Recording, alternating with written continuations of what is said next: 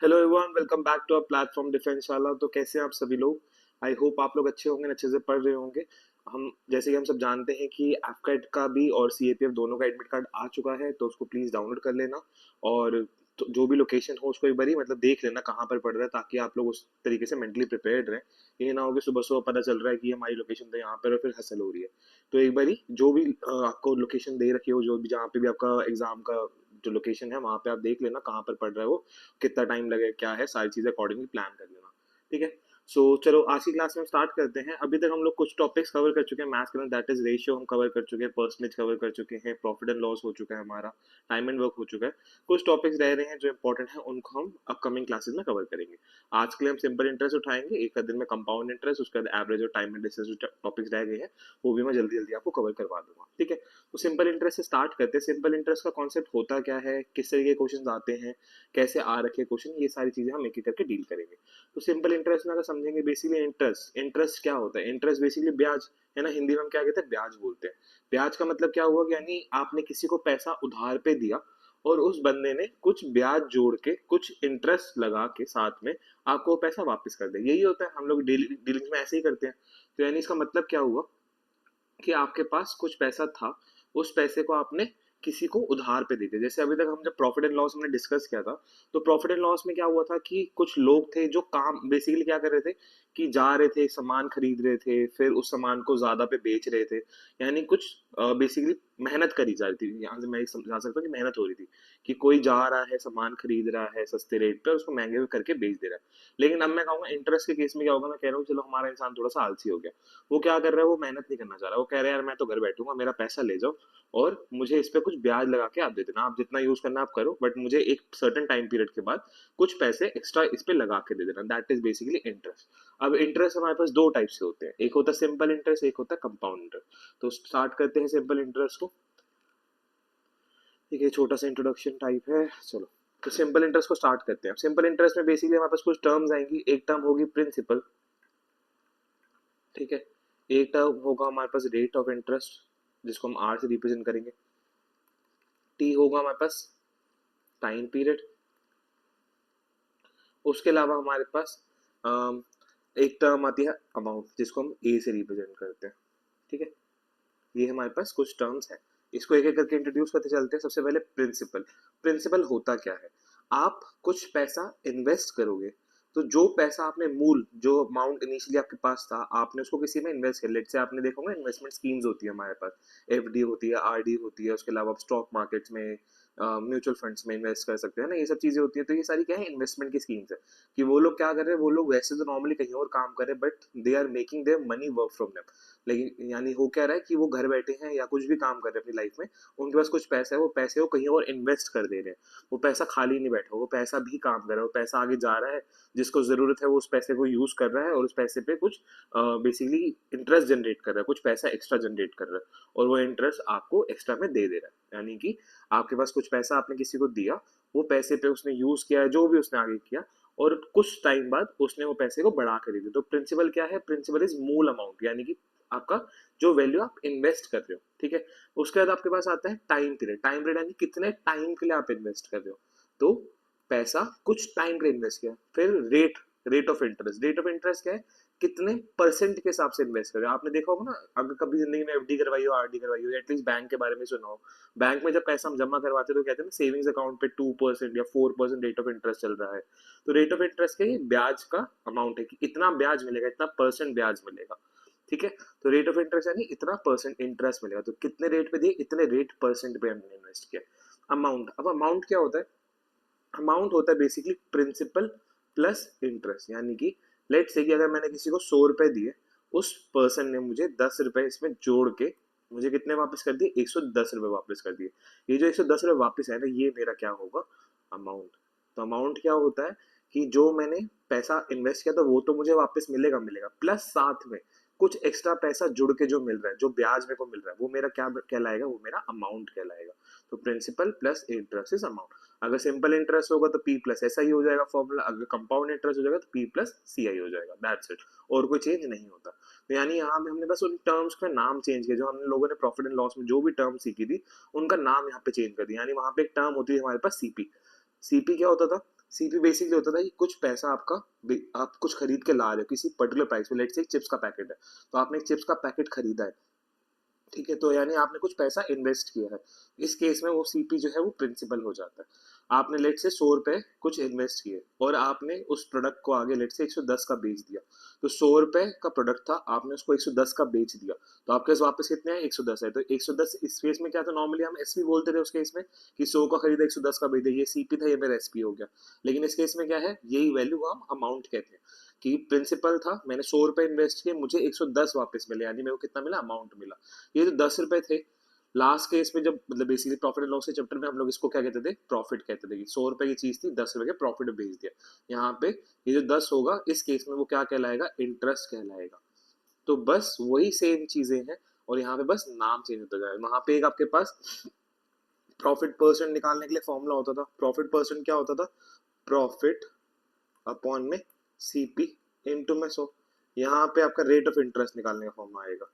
तो rate of interest निकालने का फॉर्मूला क्या हो जाएगा, कितना पैसा मिला, बेसिकली प्रॉफिट क्या था, कितना पैसा आपने कमाया, तो यहाँ पे कमाया आपने इंटरेस्ट, कितने पे कमाया, वहां पे आप सीपी पे कमाते थे, यहाँ पे आप प्रिंसिपल पे कमाओगे इनटू मैंडेट। तो यानी बेसिकली हुआ क्या है कि आपने वही सेम कॉन्सेप्ट्स यूज करने हैं, बस नाम चेंज कर देना। यानी कि मेरे पास 100 रुपए है, मैं आपको दे रहा हूँ कि आप जाओ यूज करो, लेट्स से मैं बैंक में इन्वेस्ट कर रहा हूँ, तो 100 रुपए थे, मैंने 100 रुपए बैंक में इन्वेस्ट कर दिए, कुछ टाइम बाद, हो सकता है साल बाद, 2 साल बाद, मुझे बैंक उस पर कुछ ब्याज जोड़ के दे देगा, तो दैट इज माई इंटरेस्ट। तो यहाँ पे आपके पास ये सारी टर्म्स क्लियर हो जानी चाहिए। प्रिंसिपल क्या होता है, मूल अमाउंट जो आप इन्वेस्ट कर रहे हो, ठीक है। उसके अलावा रेट, कितने परसेंट के आपसे कितने परसेंट के हिसाब से आप इन्वेस्ट कर रहे हो। टी होता है हमारा टाइम पीरियड, ए होता है हमारा अमाउंट कि कितना पैसा हमारा वापस मिलेगा, यानी कि मूल तो मिलेगा मिलेगा प्लस मेरा इंटरेस्ट प्लस मेरा ब्याज, तो मूल प्लस ब्याज मिला के मेरा क्या बनता है, मेरा अमाउंट बनता है।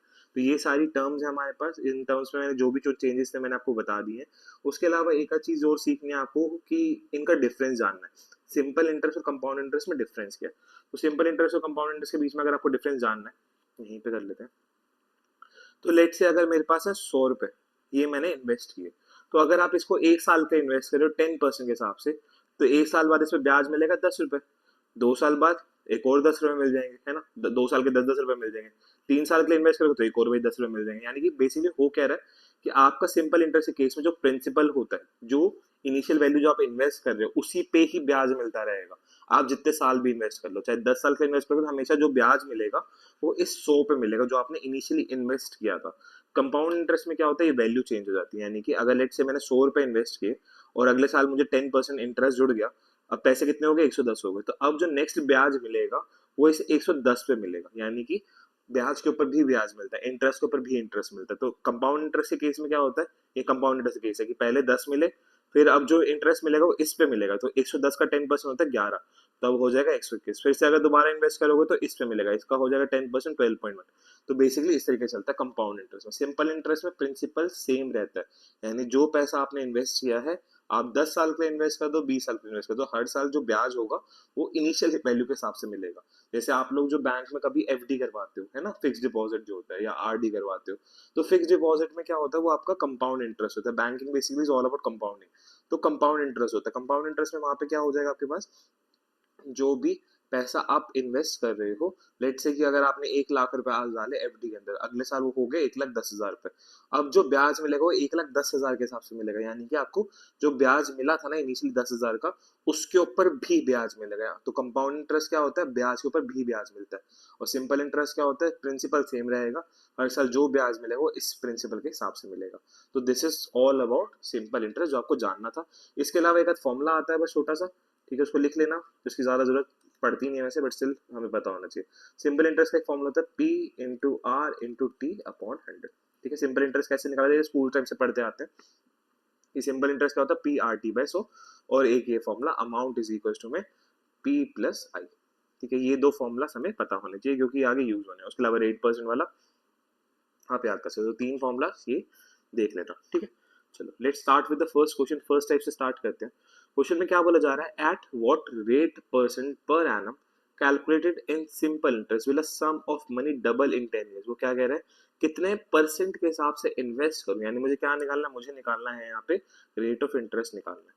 कितने परसेंट के हिसाब से इन्वेस्ट करूं कि मेरा जो सिंपल इंटरेस्ट है, यानी बेसिकली मेरा क्या है, calculated in simple interest will a sum of money double in 10 years, कि सिंपल इंटरेस्ट के हिसाब से मैं इन्वेस्ट कर रहा हूँ, तो मेरा जो पैसा है वो डबल हो जाए, 2 गुना हो जाए 10 साल के अंदर। यानी मैंने कुछ पैसा इन्वेस्ट किया, वो 2 गुना हो जाना चाहिए। तो लेट से अगर मैं बोल रहा हूँ कि मैंने अज्यूम कर लिया, यहाँ पे क्या अज्यूम किया मैंने माना कि मेरा पी है 100, तो मैंने 100 रुपए इन्वेस्ट किए, मुझे कितने वापस मिलना चाहिए, मुझे मिलना चाहिए वापस 200। यही बोला जा रहा है कि sum of money doubles in 10 years. तो 100 इन्वेस्ट किया, 200 वापस मिला। कितना ब्याज मिला मुझे यहाँ पे, मुझे मिला, ये मेरा प्रिंसिपल था, ये मेरा अमाउंट है। तो 100 इन्वेस्ट किया, 200 वापस मिला, तो मुझे कितना इंटरेस्ट मिला यहाँ पे, मुझे मिला 100 रुपए इंटरेस्ट। ये 100 रुपए जो इंटरेस्ट मिला है, 100 रुपीज इंटरेस्ट जो मिला है, कितने टाइम में मिला है मुझे, ये मिला है मुझे 10 साल में। यही बोला गया क्वेश्चन के अंदर कि 10 साल के हिसाब से मुझे इन्वेस्ट करना है पैसा, और इस तरीके से इन्वेस्ट करना है कि मेरा पैसा डबल हो जाए। तो 100 इन्वेस्ट करूं, 200 हो जाना चाहिए। तो यानी कि कितना ब्याज मिला मुझे, 100 रुपए ब्याज मिल रहा है। ये 100 रुपए ब्याज मिला 10 साल का, तो 1 साल का कितना हो जाएगा,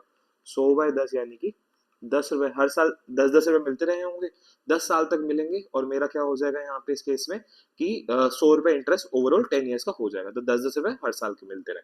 अब मुझे निकालना क्या, मुझे निकालना rate of interest. Rate of interest कैसे निकालते हैं, कितना ब्याज मिला, मुझे मिला 10 रुपए, कितने पे मिला, ये मिला है 100 पे, इंटू में 100। ठीक है, interest divide by principal into 100। Formula रटने की जरूरत नहीं है, जो आपको बेसिकली परसेंटेज चैप्टर में सीखा था वही यूज करते जा रहे हैं हम लोग। कितना मिला, कितने पे मिला, percentage is all about these two things की कंपैरिजन करना होता है हमने। ऊपर वो वैल्यू जिसको आप कंपेयर कर रहे हो, नीचे वो वैल्यू जिसके साथ आप कंपेयर कर रहे हो। तो ऊपर रखा मैंने 10 को, 10 क्या है मेरा इंटरेस्ट, कितना ब्याज मिल रहा है, कितने पे मिल रहा है, इंटू में 100। यहाँ से आ जाएगा रेट ऑफ इंटरेस्ट 10%। तो मेरा आंसर आ गया ये। ठीक है, आपको वैसे स्टेप करने की जरूरत थी नहीं, क्योंकि आपका प्रिंसिपल 100 था, तो 100 पे जितना भी रुपए ब्याज मिलेगा वो ही उसकी परसेंटेज बन जाएगा।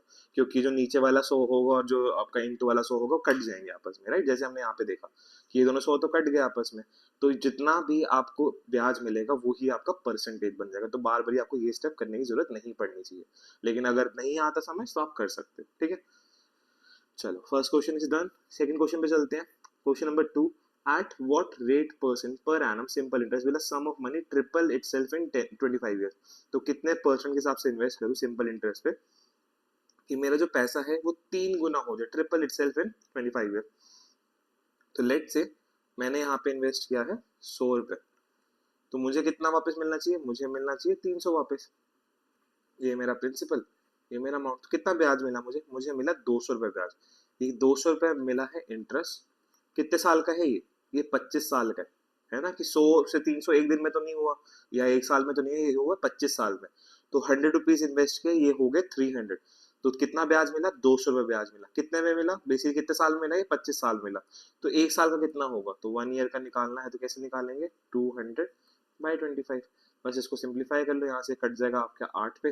तो 1 ईयर का 8 रुपीज है, तो यहाँ से रेट ऑफ इंटरेस्ट क्या हो गया, 8% हो गया। तो यानी जो ये निकला है ना रुपीज में आंसर, वो ही आपका परसेंटेज है, क्योंकि हमने 100 अज्यूम किया।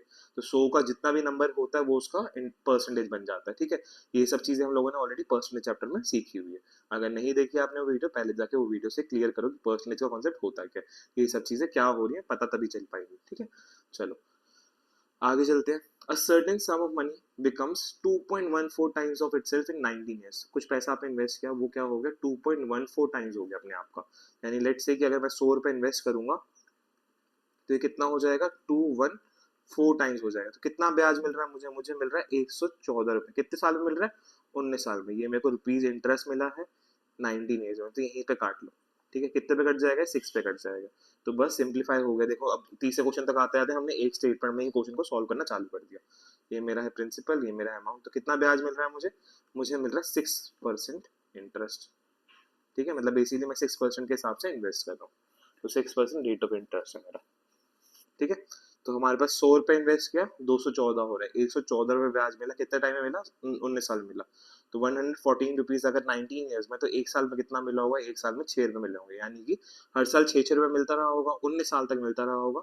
और वो अमाउंट कितना हो गया होगा एक टाइम बाद, 214 हो गया होगा। तो मेरे को रेट ऑफ इंटरेस्ट निकालना, कैसे निकालते रेट ऑफ इंटरेस्ट, कितना ब्याज मिला, कितने पे मिला, इंटू में 100। ये सिंप्लीफाई किया, तो 6% ये हमारा आंसर आ जाएगा। ठीक है, 6% is hour rate of interest. चलो आगे चलते हैं। Next question. A certain sum of money becomes double of itself in 15 years at a rate of simple interest. यानी कुछ पैसा आप इन्वेस्ट कर रहे हो वो अपने आप का 2 गुना हो जाता है 15 साल में. वो कह रहे हैं in how many years will it become 5 times of itself at the same rate of interest. Okay, तो हमारे पास ऐसा बोला जा रहा है क्वेश्चन के अंदर, केस क्या है, सिनेरियो क्या है यहाँ पे, कि आपके पास कुछ पैसा है, आप उसको इन्वेस्ट कर रहे हो 15 साल के लिए. ठीक है, 15 साल बाद वो क्या हो रहा है, डबल हो जा रहा है. तो लेट्स से अगर मैं 100 रुपये इन्वेस्ट कर रहा हूँ, ये मेरा प्रिंसिपल है, और मुझे कितना वापस मिलेगा, मुझे वापस मिलेगा 200. तो कितना ब्याज मिला मुझे यहाँ पे, मुझे मिला यहाँ पे 100 रुपये ब्याज. कितने टाइम में मिला, ये 15 साल मिला. ठीक है, वो कह रहे हैं कि इसी पैसे को दोबारा इन्वेस्ट करो और मुझे इसका बताओ कि 5 गुना कितने टाइम में होगा. सेम रेट ऑफ इंटरेस्ट है. ठीक है, इस बार टाइम पीरियड गायब कर दिया आपने, पहले यहाँ से रेट ऑफ इंटरेस्ट निकाल लेना है. अब वो मुझे कह रहे हैं कि इसी 100 रुपए को दोबारा इन्वेस्ट करो और मुझे बताओ ये अपने आपका 5 टाइम्स यानी कि 500 कितने टाइम में होगा. तो यहाँ पे इसको दोबारा इसे 100 है, मुझे कितना करना है, इसको 500 करना है. ठीक है, कितना ब्याज मिलेगा, 100 को 500 करने के लिए हमें 400 रुपये ब्याज चाहिए. ठीक है, यहाँ तक एग्रीड है सारे, कि मेरे पास इनिशियली 100 रुपए थे, वो 200 हो रहे थे. कितना ब्याज मिल रहा है मुझे, 100 रुपये ब्याज मिला. कितने साल में, 15 साल में. अगर इसी 100 को मुझे 500 करना है तो मुझे 400 रुपये ब्याज चाहिए होगा. मुझे बताना कितना टाइम लगेगा. तो इसको बस एक ही स्टेप में सिंप्लीफाई सॉल्व करेंगे, कि मेरे को पहले मिल रहा था 100 रुपये इंटरेस्ट, अब मुझे मिल रहा है 400 रुपये इंटरेस्ट. यहाँ से 1 यूनिट की वैल्यू कितनी निकल जाएगी, 4 रुपये. कैसे निकलेंगे 1 यूनिट की वैल्यू 4, नीचे वाली वैल्यू ऊपर, ऊपर वाली वैल्यू नीचे. अब इसी 4 को यहाँ पे मल्टीप्लाई कर देंगे. ठीक है, तो कितना हो जाएगा ये, 60 ईयर्स. पहले 15 साल था, अब 60 साल लगेंगे. बस एक ही स्टेप में खत्म हो गया. ठीक है, आप ऐसे भी कर सकते थे कि पहले आपने रेट ऑफ इंटरेस्ट निकाला, उसी रेट ऑफ इंटरेस्ट को फिर आपने अकॉर्डिंगली यूज करके आगे का सॉल्व किया. बट इतने लंबे स्टेप जाने की जरूरत नहीं है, एक ही स्टेप पे क्वेश्चन खत्म हो गया हमारा. ठीक है, कि पहले हमें 100 रुपये ब्याज मिल रहा था, अब हमें 400 रुपये ब्याज चाहिए. तो कितना हो जाएगा, 1 यूनिट की वैल्यू कितनी हो जाएगी, 4 हो जाएगी. इस 1 यूनिट की वैल्यू को हम क्या करेंगे, उस नंबर से मल्टीप्लाई करेंगे जो हमें बेसिकली निकालना है. किस नंबर से मल्टीप्लाई करेंगे, हम 15 से मल्टीप्लाई करेंगे, क्योंकि हमारे को टाइम पीरियड निकालना है. ऊपर हम लोगों ने ना, जो मैंने यहाँ पे लिखा है, ऊपर में हमारे पास इंटरेस्ट है, नीचे में हमारे पास टाइम पीरियड है. तो इसी फॉर्मेट में लिखना. ठीक है, ऐसा ना हो कि जंबल करके लिख जाए तो बाद में दिक्कत हो, है ना. तो ध्यान रखना इस चीज का. चलो, sum of money becomes 3 times in 5 years. कुछ पैसा इन्वेस्ट किया, वो 3 गुना हो रहा है 5 साल में.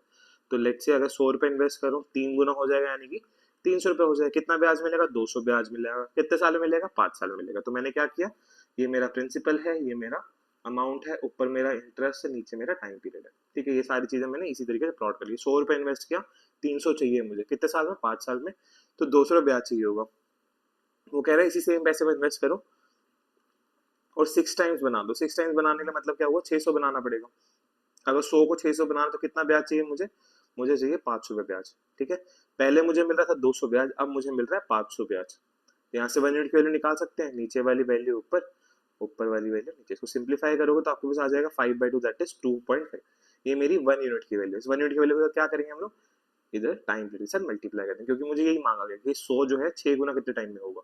तो बस 5 × 2.5 करोगे, यानी कि 12.5 साल. ठीक है, 12.5 ईयर्स में जाके मेरा जो पैसा है वो अपने आप का 6 गुना हो जाएगा. ठीक है, चलो आगे चलते हैं. जैसे हमारे पास ये पेपर में क्वेश्चन भी आया था, क्या बोला जा रहा है, sum of money invested simple interest triple itself in 8 years. तो कुछ पैसा आपने इन्वेस्ट किया, वो अपने आप का 100 रुपये लेट से इन्वेस्ट किया, वो 3 गुना हो गया, ट्रिपल इटसेल्फ. तो 300 हो गया कितने टाइम में, 8 साल में. तो 100 इन्वेस्ट किया, 300 हो रहा है, 200 रुपये ब्याज मिल रहा है. ये मेरा हो गया प्रिंसिपल, अमाउंट, इंटरेस्ट और ये टाइम पीरियड. ठीक है, sum of money invested simple in triple itself. तो 100 था, 300 करना है 8 साल में, and becomes n times in 20 years. और वो कह रहे हैं कि 20 साल में वो n टाइम्स हो जाएगा. ठीक है, तो यहाँ पे अब टाइम पीरियड क्या हो गया, लेट्स से अगर मैं 100 रुपये इन्वेस्ट कर रहा हूँ दोबारा से, वो n टाइम्स हो जाएगा. ठीक है, तो n टाइम्स का मुझे पता ही नहीं यहाँ पे कितना टाइम्स हो रहा है, तो n इंटू में 100 हो जाएगा. कितने साल में, 20 साल में. तो अभी तक यहाँ पे हमारे को इंटरेस्ट वाला डेटा दे रखा होता था कि पहले ऊपर 200 था, नीचे 500 था, या किसी और केस में 200 300 डील किया, कुछ भी ऐसे डील किया हम लोगों ने. यहाँ पे जो डेटा दिया उसके अकॉर्डिंगली डील करेंगे, है ना. क्वेश्चन में क्या बोला गया, सिंपल से दोबारा समझते हैं. 100 रुपये इन्वेस्ट किया था इनिशियली, कुछ पैसा आप इन्वेस्ट करो, अपने आप पर 3 गुना हो रहा है. तो 100 रुपये इन्वेस्ट किया, 300 हो गया. कितना ब्याज मिला, 200 रुपये ब्याज मिला. कितने साल में मिला, 8 साल में मिला. इसी 100 को अगर मैं इन्वेस्ट करूँ, अपने आप का n टाइम्स हो जाएगा. n टाइम्स हो जाएगा तो n इंटू 100 लिख दिया मैंने. कितने साल में, 20 साल में. तो पहले टाइम पीरियड था 8 साल, अब हो गया 20 साल. तो यहाँ से 1 यूनिट की वैल्यू निकाल सकते हो आप, नीचे वाली वैल्यू ऊपर, ऊपर वाली वैल्यू नीचे करके यहाँ से आ जाएगी 1 यूनिट की वैल्यू 2.5. ठीक है, इस 2.5 को आप यहाँ से मल्टीप्लाई कर देना. ठीक है, तो ये कितना हो जाएगा, 2.5 इंटू 200 हो गया आपके पास 500. तो 100 था, ₹5 ब्याज जुड़ गया, कितना हो जाएगा ये? 600 हो जाएगा।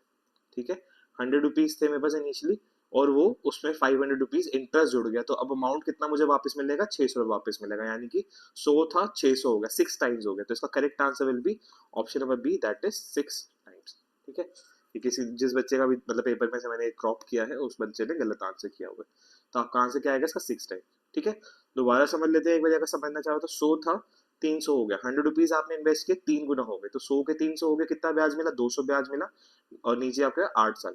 इसी 100 को आप इन्वेस्ट कर रहे हो एन टाइम्स के लिए, 20 साल के लिए। ठीक है, 100 का एन टाइम्स करना है 20 साल में, तो पहले 8 साल था, अब 20 साल हो गया, तो 1 यूनिट की वैल्यू है यहाँ पे 2.5। इसी 2.5 को यहाँ पे ऊपर मल्टीप्लाई कर दिया, तो मेरे को इंटरेस्ट पता चल गया मेरा कि 100 रुपए मैंने इन्वेस्ट किया है, 500 रुपए उस पर इंटरेस्ट मिल रहा है, तो पैसा वापस कितना मिलेगा मुझे? मुझे 600 रुपए वापस मिलेगा, यानी कि 100 इन्वेस्ट किया था, 600 वापस मिला, यानी 6 गुना वापस मिला। ठीक है, तो इसका आंसर कितना हो जाएगा? 6 टाइम्स। चलो, this was a first type, I hope clear हो गया होगा। देखो ऐसा है कि पेपर पे ना आज की डेट में सिंपल इंटरेस्ट के क्वेश्चन जो हैं इंडिविजुअली काफी कम आते हैं। ठीक है, डायरेक्टली बेस्ड जो सिंपल इंटरेस्ट आज की डेट में नहीं पूछा जाता, ज्यादा आते हैं, ऐसा नहीं है कि नहीं आते। ठीक है, तो हमें आना चाहिए क्योंकि पेपर में आ सकता है। आज की डेट में जो मेजर टाइप आती है इंटरेस्ट वाले क्वेश्चन में, दैट इज कंपाउंड इंटरेस्ट की टाइप्स आती थी, या फिर सिंपल इंटरेस्ट कंपाउंड इंटरेस्ट का, वहीं पे जो मतलब हम लोग कंपाउंड इंटरेस्ट में सीखेंगे मेजर वो टाइप्स आती है। ये वाली जो टाइप्स मैं आज आपको करवा रहा हूँ इम्पॉर्टेंट है, ऐसा नहीं है कि इम्पोर्टेंट नहीं आ सकती हैं, बट आज के डेट में मैं कह रहा हूँ जनरली यूजुअली कम आ रही है। ठीक है, जैसे ये वाला जो क्वेश्चन है रिसेंट का ही क्वेश्चन है जो मैंने अभी आपको करवाया, ये बहुत रिसेंट का क्वेश्चन आया हुआ है, तो आ सकता है। तो आप मेंटली प्रिपेयर्ड होकर जाना, ऐसा नहीं है कि बिल्कुल ही छोड़ छाड़ के चल दिए, क्योंकि ये चैप्टर इंपॉर्टेंट है। सिंपल इंटरेस्ट, कंपाउंड इंटरेस्ट, इनसे क्वेश्चन आते थे। जो भी चैप्टर्स अभी तक मैंने आपको करवाए हैं वो सारे चैप्टर वही पिक किए हैं जिनमें से मैक्सिमम नंबर ऑफ क्वेश्चन बनते हैं आपके, चाहे आपका एफकेट का एग्जाम हो, चाहे सीडीएस हो, सीएपीएफ हो, क्योंकि ये जो चैप्टर्स है बेसिक्स है।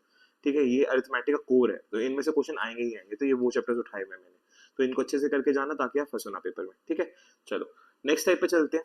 नेक्स्ट टाइप हमारे पास आ रही है, अब आपको समझना क्या है।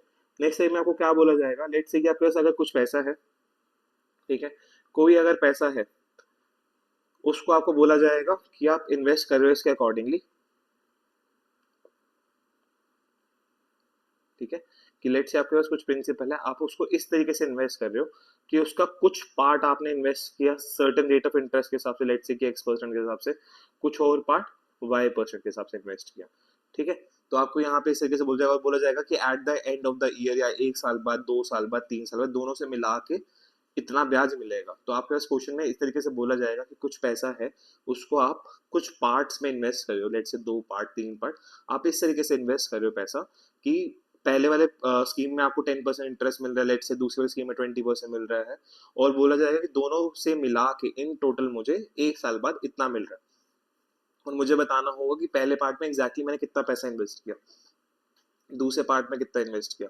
तो इस टाइप से क्वेश्चन आते हैं। तो जब भी आपको हमेशा एक ध्यान रखनी है एक चीज, कि कभी भी आपके पास की दो चीजों से मिलकर अगर एक चीज बनेगी, दो चीजों से मिलकर अगर एक चीज बनेगी, या फिर एक चीजों से स्प्लिट होकर दो चीज बनेगी, तो जब भी ऐसे केस आएंगे, इन केसेस में हम लोग क्या यूज करते हैं? हम यूज करते हैं मिक्सचर एलिगेशन का कॉन्सेप्ट।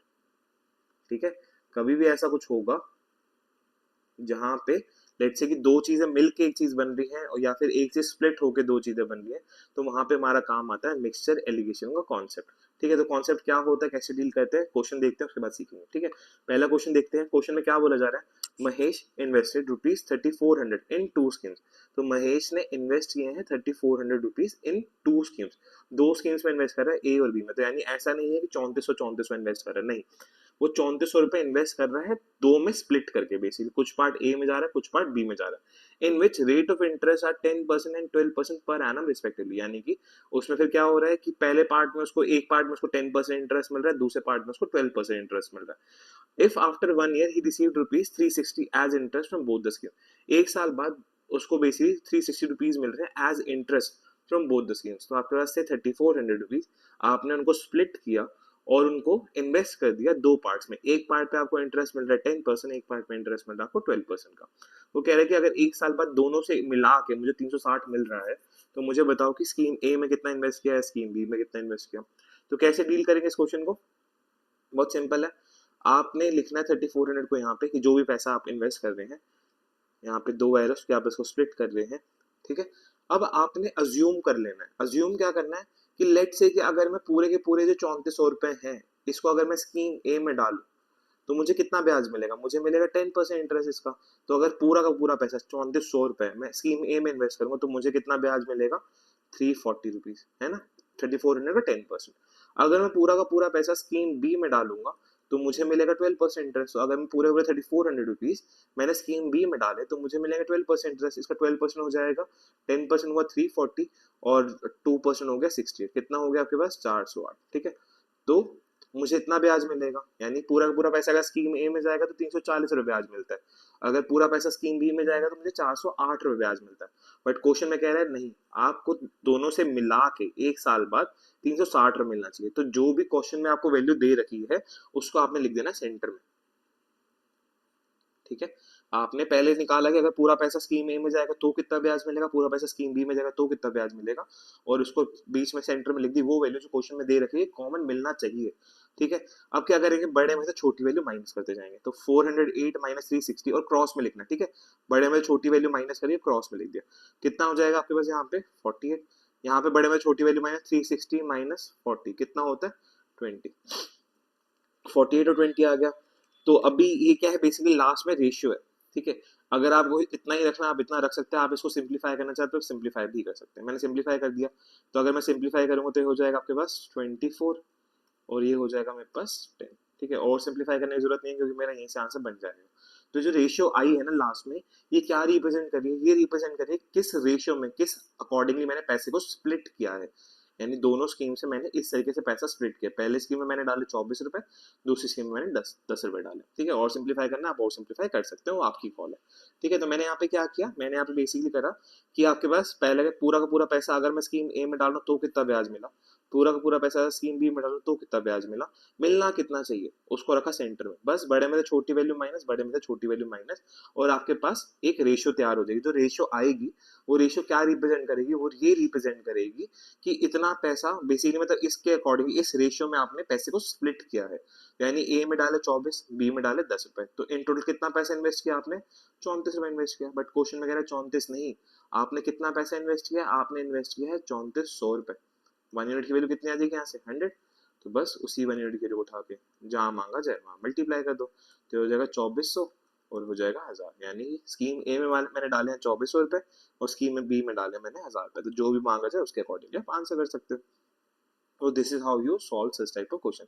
अब इस टाइप से करने का एक फायदा है बहुत तगड़े वाला, वो फायदा ये है, एक तो सिंपल है। ठीक है, फायदा भी ये है कि जो सेंटर वाली वैल्यू है कभी भी ना दोनों साइड से बड़ी या दोनों साइड से छोटी नहीं होनी चाहिए, एक साइड से बड़ी और एक साइड से छोटी होनी चाहिए। ऐसे नहीं कि दोनों साइड से बड़ी है दोनों साइड से छोटी है, जैसे कि यहाँ पे अगर आप देखोगे तो 360 जो है इन दोनों के बीच में लाई कर रहा है। ठीक है, ऐसा कभी नहीं हो जाए, लेट्स से अगर मैं बोल दूं कि 480 तो 480 नहीं हो सकता था यहाँ पे, या फिर अगर मैं बोल दूं कि 300 तो 300 नहीं हो सकता था यहाँ पे। ठीक है, तो ये जो सेंटर में आप वैल्यू रख रहे हो, सेंटर वाली वैल्यू ऐसी होनी चाहिए, एक साइड से बड़ी होगी एक साइड से छोटी होगी, यानी कि इस साइड से ये छोटी है और इस साइड से ये बड़ी है, ऐसा ही है। और अगर जैसे यहाँ पे आपके पास बोला जा रहा है जैसे कि 360 rupees as interest from both the scheme, तो ये एक साल का इंटरेस्ट था। कभी कभी ऐसा होगा क्वेश्चन के अंदर जहाँ पे आपको लेट से 2 साल का 3 साल का इंटरेस्ट दे रखा होगा, तो आपको ध्यान रखना है कि अगर आपको 3 साल का इंटरेस्ट दे रखा है आप उसको ईयर में कन्वर्ट करके यूज करोगे तो आप वो यहाँ से रेक्टिफाई कर सकते हो। ठीक है, कि अगर गलती से ये वैल्यू एक साइड से मतलब दोनों साइड से बड़ी है दोनों साइड से छोटी हो रही है तो आप पता चल जाएगा कि आप गलत कर रहे हो। ठीक है, तो इस चीज का ध्यान रखना है। तो आपने बेसिकली क्या करना है, सेंटर में रखनी है इस वैल्यू को और इस वैल्यू को इस तरीके से रखना है कि कन्वर्ट करके रखना कि 1 साल का इंटरेस्ट अगर है तो 1 साल का ही रखना है, 2 साल का तो 2 साल का रखना है, इसके अकॉर्डिंगली चलना। ठीक है, कि यहाँ पे 1 साल का ब्याज, यहाँ पे 1 साल का ब्याज, तो सेंटर में भी 1 साल का ही ब्याज होना चाहिए। ऐसा नहीं कि साइड साइड पे 1 साल का ब्याज सेंटर में 2 साल का या 3 साल का ब्याज, नहीं, वो गलत हो जाएगा। ठीक है, तो इस चीज का ध्यान रखना कि सेंटर वाली वैल्यू दोनों साइड से बड़ी या दोनों साइड से छोटी नहीं हो चाहिए, एक साइड से बड़ी एक साइड से छोटी, तो इससे आपको पता चल जाएगा आप सही कर रहे हो गलत कर रहे हो। ठीक है, चलो आगे चलते हैं। क्वेश्चन में क्या बोला जा रहा है, Ram had ₹2 lakhs, part of which he lends at 15% and rest at 12% per annum. तो आपके पास 2 लाख रुपए हैं, 2 लाख रुपए हैं।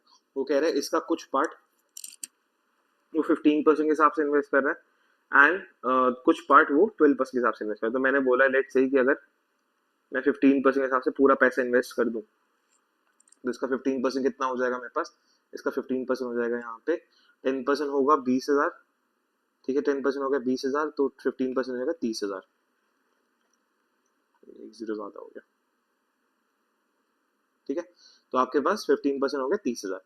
अगर मैं पूरा का पूरा पैसा स्कीम बी में डाल दूँ, ये स्कीम ए है, अगर पूरा का पूरा पैसा मैं स्कीम बी में डाल दूँ तो मुझे मिलेगा 12% इंटरेस्ट, तो पूरे का 12% हो जाएगा यहाँ पे 24,000। तो अगर पूरा पैसा मेरा स्कीम ए में जाता तो मुझे मिलते 30,000 रुपए, पूरा पैसा अगर स्कीम बी में जाता तो मुझे मिलते 24,000 रुपए, बट मुझे मिले हैं कितने, 27,600। यही बोला गया क्वेश्चन के अंदर कि आपके दोनों मतलब ईयरली दोनों से मिला के ईयरली इंटरेस्ट जो मिला है कितना मिला, 27,600। तो बस बड़ी वाली वैल्यू में छोटी वाली वैल्यू माइनस कर दो। जैसे 30,000 में से आपने इसको माइनस किया तो ये बच जाएगा 2400, ठीक है। इधर माइनस करोगे तो हो जाएगा आपके पास 3600, ठीक है।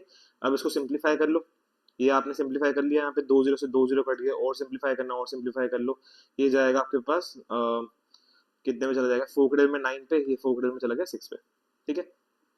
यानी मैंने पैसा किसके हिसाब से इन्वेस्ट किया, ए इज टू बी 9:6 के हिसाब से इन्वेस्ट किया, यानी पहले स्कीम में मैंने 9 रुपीज डाले, दूसरी स्कीम में मैंने 6 रुपीज डाले, इन टोटल मैंने 15 रुपए इन्वेस्ट किए। बट क्वेश्चन में कह रहा है आपने 15 नहीं, आपने कितना इन्वेस्ट किया है पैसा, 2 लाख रुपए इन्वेस्ट किया है। यहाँ से 1 यूनिट की वैल्यू निकाल लो आप लोग, ठीक है। 1 यूनिट की वैल्यू निकालेंगे कैसे, डिवाइड कर दो यहाँ पे, तो 15 में 15, 3 45, फिर ऐसे करके चलता रहेगा, ठीक है। मतलब ये डिवाइड कर लेना अकॉर्डिंगली, देख लेना कुछ ऐसे करके वैल्यू आएगी, और 15% वाला जो निकालना है तो मुझे बताना 15% कितना इन्वेस्ट किया, तो जो भी 1 यूनिट की वैल्यू होगी उसको उठा के यहाँ पे मल्टीप्लाई कर लेना, ठीक है। तो यहाँ से जो भी निकलेगा ये देख लेना कितने पे कट रहा है, और जो भी वैल्यू निकले उसको उठा के यहाँ पे इसके साथ मल्टीप्लाई कर देना, और आपका आंसर तैयार हो जाएगा। तो इसका आंसर मुझे आप लोग कमेंट सेक्शन में बताना, ठीक है। पूरा क्वेश्चन ऑलमोस्ट सॉल्व भी कर दिया, बट लास्ट की कैलकुलेशन आप लोग खुद करना, ठीक है। तो हम लोग इस तरीके से क्वेश्चन को सॉल्व करते हैं कि पूरा पैसा स्कीम ए में मान लिया, पूरा पैसा स्कीम बी में मान लिया, इन सेंटर वाला हमने वैल्यू अकॉर्डिंगली ढूंढ ली। तो इस तरीके पता कैसे चल जाता है हम लोगों को, देखो यहाँ पे जो फिर से हमने वही चीज सीखी कि सेंटर वाली जो वैल्यू है वो एक साइड से बड़ी है और एक साइड से छोटी है, 24,000 से बड़ी है और 30,000 से छोटी है, इसलिए सेंटर में फिट हो रही है वो, ठीक है। बस माइनस करते जाना और क्रॉस में लिखते जाना। चलो नेक्स्ट क्वेश्चन क्या बोला जा रहा है, a person lent 5,000 partly at the rate of 4% per annum and partly at the rate of 5% per annum simple interest. तो 5,000 पे आप इन्वेस्ट कर रहे हो, कुछ पैसा 4% के हिसाब से, कुछ पैसा 5% के हिसाब से। तो अगर 4% के हिसाब से मैं लेट से अगर मैं पूरा पूरा पैसा स्कीम ए में डाल देता तो मुझे 4% ब्याज मिलेगा, तो इसका 4% हो जाएगा 200 रुपये। अगर मैं पूरा का पूरा पैसा स्कीम बी में डाल दूंगा तो मुझे मिलेगा यहाँ पे 250 रुपये। बट क्वेश्चन में कह रहा है दोनों से मिलना कितना चाहिए, 440। अब यहीं पे देखो ध्यान से देखो, 440 अगर मैं रख दूंगा यहाँ पे तो दोनों साइड से बड़ा हो जाएगा, यानी मैं क्वेश्चन को गलत रीड कर रहा हूँ। एक बार क्वेश्चन को पूरा रीड करते हैं। क्वेश्चन में क्या बोल रहे हैं, total interest rate after 2 years, ये 2 साल का ब्याज है, जो 440 में मिल रहा है वो 2 साल का है। तो अगर 2 साल का 440 है तो 1 साल का कितना होगा, 220 होगा, 220 यहाँ पे लिखोगे आप, ठीक है। अब देखो सही फिट आ गया, एक साइड से बड़ा एक साइड से छोटा, बस बड़ी वाली वैल्यू में छोटी वैल्यू माइनस कर दो, यहाँ पे लेट से माइनस करके कितना आ गया 30, इधर माइनस करते आ गया 20, ठीक है। ये मेरे पास रेशियो तैयार हो गया। हमेशा ध्यान रखना जो लास्ट वाली जो रेशियो होगी वो रिप्रेजेंट करेगी कि इस अकॉर्डिंगली आपने पैसे को स्प्लिट किया। तो मुझे मांगा क्या गया, मुझे मांगा था find the ratio in which the money was invested, मुझे रेशियो ही निकालनी है, तो रेशियो निकालने से सिंप्लीफाई कर लो, तो दिस इज द रेशियो, ठीक है। रेशियो हमेशा सिंपलेस्ट फॉर्म होती है, बिल्कुल अगर आपसे मांगा जाए कि रेशियो निकाल कर दे तो बिल्कुल सिंप्लीफाई करके लास्ट तक ले जाना, वो वाला आंसर करके आना, ठीक है। चलो आगे चलते हैं, ठीक है। नेक्स्ट टाइप की तरफ चलते हैं। नेक्स्ट टाइप आपके पास क्या दे रखा है, आपके क्वेश्चन को रीड करते हैं और यहीं से समझाऊंगा मैं आप लोगों को। क्वेश्चन में क्या बोला जा रहा है, Ramesh lent a certain sum at a certain rate of interest for 7 years. Ramesh ने कुछ पैसा इन्वेस्ट किया है, सॉरी रमेश ने बेसिकली मैं बोल रहा हूँ किसी को कुछ पैसा उधार दिया है सर्टेन रेट ऑफ इंटरेस्ट के साथ, कुछ certain rate of interest, certain is basically आपको क्लियरली डिफाइंड नहीं है, सर्टेन का मतलब होता है आपको पता नहीं है कितने पे, बट उसने कुछ पैसा कुछ परसेंट के हिसाब से किसी को उधार पे दे दिया 7 साल के लिए। अगर वो कह रहे हैं कि if the rate of interest was 3% मोर, अगर रेट ऑफ इंटरेस्ट 3% ज्यादा होता तो उसको 840 रुपए ज्यादा मिल जाते हैं इनिशियल इंटरेस्ट से, then he would get ₹840 more than the initial interest. तो बेसिकली यहाँ पे बोल कह रहा है कि रमेश ने कुछ पैसा किसी को उधारी पे दिया है कुछ परसेंट के हिसाब से 7 साल पे। वो कह रहे हैं कि अगर रेट ऑफ इंटरेस्ट 3% ज्यादा होता तो उसको 840 रुपए ज्यादा मिलते, ठीक है। मुझे निकालना क्या है, मुझे निकालना है कितना पैसा उसने इन्वेस्ट किया था। तो अमाउंट लेंट इनिशियली का मतलब होता है प्रिंसिपल। इनिशियली क्या होता है, जो पैसा आप इन्वेस्ट करते हो वो बेसिकली अमाउंट ही था। अमाउंट लेंट इनिशियली मतलब कि इनिशियल में क्या होता है, जब स्टार्टिंग में आप पैसा जो इन्वेस्ट करते हो उस टाइम पे अमाउंट और प्रिंसिपल एक ही चीज होती है, ठीक है। लेकिन जब 1 साल बाद क्या होता है कि इंटरेस्ट लग जाता है तो प्रिंसिपल तो उतना ही रहता है, अमाउंट बढ़ जाता है, ठीक है। तो अमाउंट बेसिकली आप इस तरीके से कह सकते हो कि इनिशियली क्या था कि अमाउंट और प्रिंसिपल एक ही चीज थी, ठीक है। अभी लेट्स से कि 100 रुपए है, मैंने इनिशियली इन्वेस्ट किया तो इनिशियली अमाउंट भी 100 है, प्रिंसिपल भी 100 है। अब क्या हुआ कि एक साल बाद जब मैंने देखा तो एक साल बाद लेट्स से मैं 10% हिसाब से इन्वेस्ट करा तो प्रिंसिपल तो 100 ही रहा, लेकिन अब अमाउंट कितना हो गया, अमाउंट हो गया 110 रुपए, तो इससे अब 10 रुपए बड़ा हो गया। सिमिलरली अगर मैं बोलूँ कि 2 साल बाद तो 120 हो गया, 3 साल बाद 130 हो गया। तो इनिशियली जो पैसा होता है वही आपका अमाउंट है, वही आपका प्रिंसिपल है। इनिशियल टर्म्स में अमाउंट चेंज मतलब वो वैल्यूज ऐसे अलग अलग नहीं होती, amount lent initially is principal only, principal and amount are same at the start. लेकिन क्या होता है विद टाइम, जैसे जैसे क्या होता है कि टाइम बढ़ता जाता है, इंटरेस्ट मिलता जाता है, अमाउंट दूर जाता जाता है, ठीक है, तो अमाउंट इज गोइंग फॉरवर्ड। यहाँ पे अब पी था, अमाउंट बड़ा होता जा रहा है, अमाउंट चेंज होता जा रहा है, ठीक है। तो अब फिर बोला जाएगा कि अमाउंट बता दो 2 साल बाद का, 3 साल बाद का, तब आप अकॉर्डिंग ऐसे सॉल्व करोगे। लेकिन अगर जहाँ पे ये टर्म मेंशन हो गया अमाउंट एंड इनिशियली, यानी वो प्रिंसिपल की बात कर रहा है। अब क्वेश्चन में क्या कहा जा रहा है उसको सोल्व करते हैं, ठीक है। क्वेश्चन में बोल क्या रहा है, वो कह रहा है कि आपने लेट से, मैंने बोला कि रमेश के पास थे लेट से 100 रुपए। रमेश ने क्या किया, रमेश ने 100 रुपए को इन्वेस्ट किया, कितने के हिसाब से, रेट परसेंट मैंने मान लिया X% के हिसाब से, कितने टाइम के लिए, 7 साल के लिए। तो रमेश के पास थे 100 रुपए, उसने X% के हिसाब से इन्वेस्ट किया 7 साल के। तो सिंपल इंटरेस्ट का फॉर्मूला क्या होता है, P/100, ठीक है। तो यानी उसने जब इनिशियली इन्वेस्ट किया होगा तो 100 रुपए इन्वेस्ट किए X के हिसाब से, T बेसिकली टी 7 ईयर्स के लिए, टी नहीं है यहाँ पे 7 है, ठीक है। तो कितना हो जाएगा ये, इसको सॉल्व करोगे तो 7x आ जाएगा, यानी कि आपको कितना ब्याज मिलेगा, 7 साल बाद 7x रुपीज ब्याज मिलेगा। लेकिन अब वो कह रहे हैं कि अगर मैं कंडीशन चेंज कर दूं, अब उसके पास है तो 100 रुपए, लेकिन वो इंटरेस्ट जो बेसिकली इन्वेस्ट कर रहा है वो 3% ज्यादा पे इन्वेस्ट कर रहा है, इंटरेस्ट वो 3% मोर। तो अगर x था, अब कितना हो जाएगा, x+3% हो जाएगा, कितने टाइम के लिए, 7 साल के लिए। तो सिंपल इंटरेस्ट क्या हो गया, वही फॉर्मूला, P इंटू आर। अब आर क्या है यहाँ पे, अब आर X+3 हो गया, इंटू में 7 डिवाइड में, इसको सॉल्व किया, ये हो जाएगा 7x+21, यानी पहले मिलते थे 7x रुपीज, अब आपको मिल रहा है 7x+21 रुपीज। तो यानी क्या हुआ, 21 रुपए एक्स्ट्रा ब्याज मिल रहा है। बट क्वेश्चन में कह रहा है 21 नहीं, कितना मिलना चाहिए, 840 मिलना चाहिए। यहाँ से आप इसको निकाल सकते हो, नीचे वाली वैल्यू ऊपर, ऊपर वाली वैल्यू नीचे का, सिंप्लीफाई कर लिया, 40 आ गया, है ना। और इसको अब आपने यहाँ पे प्रिंसिपल से मल्टीप्लाई कर दिया, क्योंकि प्रिंसिपल मांगा गया था।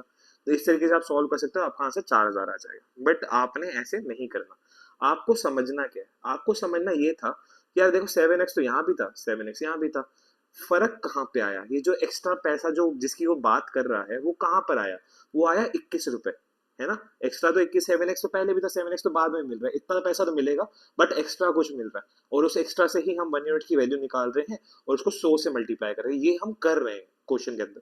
तो मैं देखूं कि यार ये एक्स्ट्रा वाली जो वैल्यू निकली कहाँ से, ये जो 21 आया था, ये 21 कहाँ से आया था, 21 आया था जब मैंने रेट ऑफ इंटरेस्ट और टाइम पीरियड को, जो बेसिक रेट ऑफ इंटरेस्ट में जो आप चेंज कर रहे हो और जो टाइम पीरियड है उसको जब आप मल्टीप्लाई कर रहे हो तब आपका चेंज आ जा रहा है। यानी कि ये जो 3 था ये रेट ऑफ इंटरेस्ट में चेंज था। तो 3 को अगर मैं 7 से मल्टीप्लाई कर दूं, यानी रेट को अगर मैं टाइम से मल्टीप्लाई कर दूं, तो मुझे मिल गया कि एक्स्ट्रा पैसा 21 रुपए होंगे। बट क्वेश्चन में कह रहा है होने कितने चाहिए, होने चाहिए 840। यहाँ से 1 यूनिट की वैल्यू आप निकालोगे 40, और मुझे अगर प्रिंसिपल निकालना है या अमाउंट लेंट इनिशियली एक ही बात है, तो बस हम अज्यूम हमेशा 100 ही करते हैं, तो उसको 1 यूनिट की वैल्यू से मल्टीप्लाई कर दो, कितना आ जाएगा, 4000 आ जाएगा। तो आपका ना ये एक स्टेप में खत्म हो जाएगा, ठीक है। तो बस इस चीज का ध्यान रखना, क्या करेंगे हम इन क्वेश्चन के अंदर, कि हम टाइम पीरियड को, जो एक्स्ट्रा रेट ऑफ इंटरेस्ट हम चेंज कर रहे हैं, कम या ज्यादा जो भी चेंज आ रहा है, हम रेट ऑफ इंटरेस्ट के चेंज के साथ टाइम पीरियड को मल्टीप्लाई करेंगे, हमारे पास एक वैल्यू निकल के आएगी, उस वैल्यू को हम अकॉर्डिंगली सॉल्व करेंगे, ठीक है। तो इस क्वेश्चन में देखते हैं, इस कॉन्सेप्ट को लगाते हैं। क्या सीखा हम लोगों ने अभी तक, हमने सीखा कि हम रेट ऑफ इंटरेस्ट को पकड़ेंगे और उसको हम मतलब इसी रेट ऑफ इंटरेस्ट में जो भी चेंज था उसको पकड़ेंगे और टाइम पीरियड के साथ मल्टीप्लाई करेंगे। यहाँ पे क्वेश्चन में क्या बोला जा रहा है, a man lent a certain sum at a certain rate of interest for TS. तो एक आदमी ने कुछ पैसा बेसिकली उधार पे दिया है कुछ रेट ऑफ इंटरेस्ट के साथ फॉर 8 ईयर्स। तो टाइम पीरियड मेरे पास है 8 साल। फिर बोल रहा है if the rate of interest for 1.5% less, अगर रेट ऑफ इंटरेस्ट 1.5% लेस होता तो रेट ऑफ इंटरेस्ट में चेंज कितना है, 1.5 है। तो वो कह रहे हैं कि ऐसा करने से उसको 960 रुपए कम मिलते हैं, ठीक है। कम ज्यादा से हमें फर्क नहीं पड़ेगा, हमने बस सिंपली क्या करना है, रेट और टाइम को आपस में मल्टीप्लाई करना। तो 8 इंटू 1.5, इसको जब हम मल्टीप्लाई करें तो हो जाए कितना, 12, ठीक है। तो मेरे हिसाब से 12 रुपए कम मिलने चाहिए थे, बट क्वेश्चन में कह रहा है 12 नहीं 960 कम मिल रहे हैं। तो यहाँ से बस 1 यूनिट की वैल्यू निकाली, कितनी हो जाएगी ये 80। और मुझे निकालना है amount lend initially. Amount lend initially क्या होता है, हम प्रिंसिपल हमेशा 100 ही मानते हैं, तो बस 1 यूनिट की वैल्यू को यहाँ पे मल्टीप्लाई कर, कितना आ जाएगा 8,000 रुपये। तो बस ये मेरा आंसर हो गया। तो बस एक स्टेप का क्वेश्चन है, ठीक है, इतनी बड़ी कहानी मत करना वहाँ पे, वो बस आपको समझाने के लिए किया था मैंने कि हम स्कूल टाइम से वो चीज़ें सीखते हैं, हमारे दिमाग में हो सकता है वो चीज़ आज भी बैठी हो, तो मर्जी है आपको करना चाहो वैसे कर सकते हो, बट मैं बस बता रहा हूँ कि ये this will be shorter method, और आप ओरली भी कर पाओगे इस तरीके से कि बस टाइम पीरियड को रेट ऑफ इंटरेस्ट में जो चेंज हो रहा है उसके साथ मल्टीप्लाई करो, उस वैल्यू से कंपेयर करो जितने का प्राइस में चेंज आना चाहिए, मतलब जो भी इंटरेस्ट में आप कह रहे हो कि कम इतना रुपए ज्यादा मिलता इतना रुपए कम मिलता, तो वहां से कंपेयर करो, 1 यूनिट की वैल्यू निकालो, उसको 100 से मल्टीप्लाई कर दो। ठीक है, चलो आगे चलते हैं। क्वेश्चन में क्या बोल रहा है, a sum was put at simple interest at a certain rate for 3 years, कुछ पैसा आपने इन्वेस्ट किया है सर्टेन रेट के हिसाब से 3 साल का, जो टाइम पीरियड यहाँ पे है 3 साल। ठीक है, वो कह रहे had it been put at 2% higher rate तो it would have fetched ₹360 more, अगर 2% ज्यादा पे इन्वेस्ट करता तो 360 रुपए ज्यादा मिल जाते। तो रेट ऑफ इंटरेस्ट का चेंज कितना है 2, मल्टीप्लाई किया कितना हो गया 3 2 जा 6, तो यानी चेंज होना कितने का चाहिए था 6 रुपीज, मतलब बेसिकली मेरा चेंज हो कितने का 6 रुपीज का, होना कितने का चाहिए 360 रुपीज का। ठीक है, टाइम को जब रेट को मैंने मल्टीप्लाई किया तो मुझे पता 6 रुपए एक्स्ट्रा मिल रहे हैं मुझे, लेकिन क्वेश्चन में 6 नहीं 360 एक्स्ट्रा मिलना चाहिए। यहाँ से 1 यूनिट की वैल्यू निकलेगी और उसको क्या करूंगा 100 के साथ मल्टीप्लाई कर दूंगा, क्या निकलेगा मेरा ये प्रिंसिपल, कितना हो गया 6000। बस यही निकालना था। ये यहाँ पे इस पे नाम चेंज किया, सम कर दिया, तो सम हो गया, सम लेंट इनिशियली हो गया, अमाउंट लेंट इनिशियली हो गया, प्रिंसिपल हो गया, सारी चीजें एक ही है। ठीक है, तो this was our third type. I hope everyone is going good. अभी तक यहाँ पे अगर आप टिके पड़े हो तो आई थिंक जोश is high. So let's continue to the next point, आगे चलते हैं, टॉपिक को कंप्लीट करते हैं जल्दी जल्दी। ठीक है, चलो नेक्स्ट क्वेश्चन में चलते हैं, नेक्स्ट टाइप पे देखते हैं क्या बोला जा रहा है यहाँ पे। Out of a sum of ₹640 a part was lent at 6% simple interest and another at 9% simple interest. If the interest on the first part after 3 years is equal to interest on the second part after 6 years, then what is the second part? देखो question में क्या बोला जा रहा है कि आपके पास कुछ पैसा है, उस पैसे को आप इन्वेस्ट कर रहे हो दो पार्ट्स में। ठीक है, पहले पार्ट पे कुछ रेट ऑफ इंटरेस्ट है, वैसे ऐसे बेसिकली जो रेट परसेंट है, दूसरे पार्ट पे कुछ और रेट परसेंट है। पहले पार्ट को कुछ किस टाइम पीरियड के साथ इन्वेस्ट कर रहे हो, सेकंड पार्ट को कुछ और टाइम पीरियड के साथ इन्वेस्ट करो, तो basically rate percent time period यही सब कहानी है। तो आपका कुछ पैसा इन्वेस्ट कर रहे हो अलग 640, मतलब ब्रेक करके आप दो पार्ट्स में ब्रेक कर रहे हो, तो कुछ पैसा आपने इन्वेस्ट कर दिया पहली स्कीम में, कुछ पैसा आपने इन्वेस्ट कर दिया दूसरी स्कीम में। वो कह रहा है कि जो भी इंटरेस्ट मिलेगा दोनों पार्ट से वो इंटरेस्ट बराबर होगा। ये देखो सेकंड लाइन को अगर आप ध्यान से पढ़ोगे कि if the interest on the first part after 3 years is equal to, तो इंटरेस्ट जो है पहले पार्ट पे और दूसरे पार्ट पे वो सेम मिल रहा है, तो मुझे बताना what is the second part, ये निकालना। तो कैसे सॉल्व करेंगे, देखो यार ये टाइप जो है सेकंड वाली जो टाइप हमने करी थी उससे सिमिलर सी दिखती है, लेकिन ध्यान से अगर आप देखोगे तो सिमिलर नहीं है। सिमिलर क्यों नहीं है, देखो वहां पे भी हमने पैसे को स्प्लिट किया था, यहाँ भी हम पैसे को स्प्लिट करके इन्वेस्ट कर रहे हैं। वहां पे हमारे को बोला जा रहा है दोनों से मिलाकर हमारे को इतना ब्याज मिलना चाहिए, यहाँ पे बोल रहा है कि दोनों का जो ब्याज है वही बराबर मिल रहा है, यानी पहले स्कीम में जो ब्याज मिला लेट्स से कि ए रुपीज, वो दूसरी स्कीम से जो ब्याज मिल रहा है बी रुपये, वो दोनों बराबर मिल रहे हैं। तो यहाँ पे इंटरेस्ट सेम है, वहां पे इंटरेस्ट दे रखा था, तो यानी कि थोड़ा सा फर्क है क्वेश्चन के अंदर। ठीक है, तो कैसे करेंगे इस क्वेश्चन को, देखते हैं कि आपके पास है 640 रुपीज, मेरे को इस तरीके से इन्वेस्ट कर रहा है कि investment on the first part is equal to investment interest on the second part, जो पहले पार्ट से इंटरेस्ट मिला जो दूसरे पार्ट से इंटरेस्ट मिला वो बराबर मिल रहा है। ये क्वेश्चन में डेटा दे रखा है। इंटरेस्ट का फॉर्मूला क्या होता है, सिंपल इंटरेस्ट का PRT/100, तो यहाँ पे ऐसे लिखते हैं P1R1T1/100 is equal to P2R2T2/100। ठीक है, पहले पार्ट में P1 ही रहने देना। ठीक है, मैंने बोला कि P1 रुपीज आप इन्वेस्ट कर रहे हो, पहले पार्ट को आप इन्वेस्ट कर रहे हो 3 साल के लिए 6% के हिसाब से, क्वेश्चन में डेटा दे रखा है upon 100 is equal to P2 आप इन्वेस्ट कर रहे हो 9% के हिसाब से 6 साल के, डिवाइड बाय 100 से 100 कट गया, इक्वल टू का साइन है बीच में, 6 से 6 कट गया और 3 के डिजिट में 3 पे कट गया, क्या आ गया, क्या बच गया आपके पास P1 इक्वल टू 3 P2। इसको क्या आप ऐसे लिख सकते हो P1 bye P2 is equal to में 3 बाय 1 या बेसिकली 3:1। तो मेरे को क्या मिल गया, यहाँ से एक रेशियो मिल गई।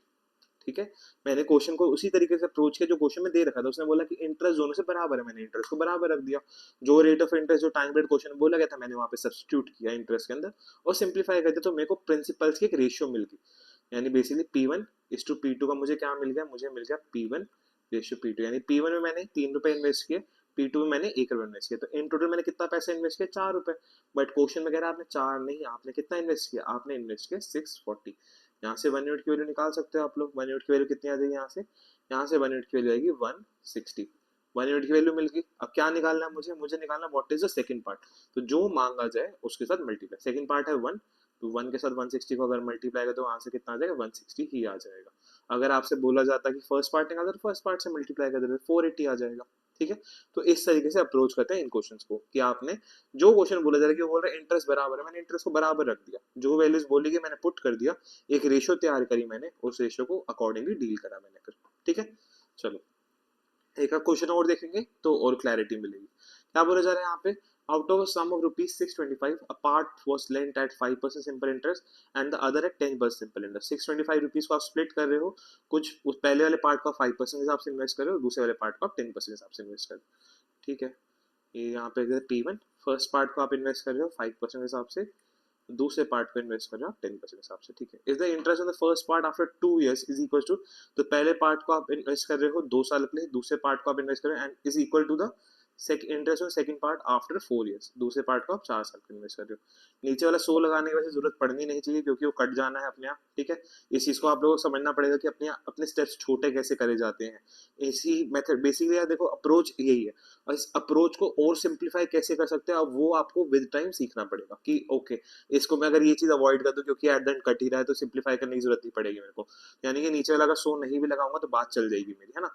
तो यहाँ 100 से 100 मैंने काट दिया, यही बोला गया था यहाँ पे भी सेम चीज थी कि if the interest on the first part after 2 years is equal to interest is equal to the interest on second part, तो पहले पार्ट का इंटरेस्ट दूसरे पार्ट का इंटरेस्ट बराबर है। इसको सिंप्लीफाई कर लेते हैं, ये 5 के में 2 पे, ये 2 के में कट गया। ठीक है,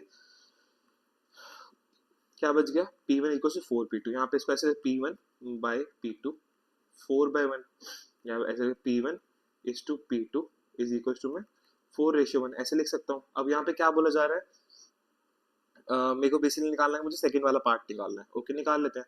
तो प्रिंसिपल मैंने पहले पार्ट में 4 रुपीज इन्वेस्ट किया, दूसरे पार्ट में मैंने 1 रुपीज इन्वेस्ट किया, इन टोटल मैंने 5 रुपीज इन्वेस्ट किया। बट क्वेश्चन में कह रहा है 5 नहीं, आपने कितना इन्वेस्ट करना है, आपने इन्वेस्ट करना है 625। यहाँ से 1 यूनिट की वैल्यू निकाल लो, कैसे, नीचे वाली वैल्यू ऊपर, ऊपर वाली वैल्यू नीचे। इसको सिंप्लीफाई करो, कितने पे कट जाएगा, ये कट जाएगा आपके पास 125 पे, मिलेगी 1 यूनिट की वैल्यू। निकालना के बाद सेकंड वाला पार्ट निकालना है, सेकंड वाला पार्ट है 1, तो 1 इंटू 125। बेसिकली 1 यूनिट के साथ हम क्या करते हैं, जो मांगा जाए वहां पे मल्टीप्लाई कर देते हैं। तो मेरा आंसर कितना आ जाएगा, 125 रुपए, ये मेरा आंसर है। ठीक है, चलो आगे चलते हैं। अब इस क्वेश्चन को ध्यान से रीड करना क्योंकि यहाँ पे गलती होने के चांसेस ज्यादा रहते हैं। क्वेश्चन में क्या बोला जा रहा है, father decided to divide rupees 1,20,000 between his two son. एक पापा ने, एक फादर है, वो बेसिकली अपने पैसों को डिवाइड करना चाहते हैं अपने दो बच्चों के बीच में। 1,20,000 रुपीज है उनके पास, वो अपने दोनों बच्चों को देना चाहते हैं स्प्लिट करके, in such a way that they both receive same amount after the age of 18 years.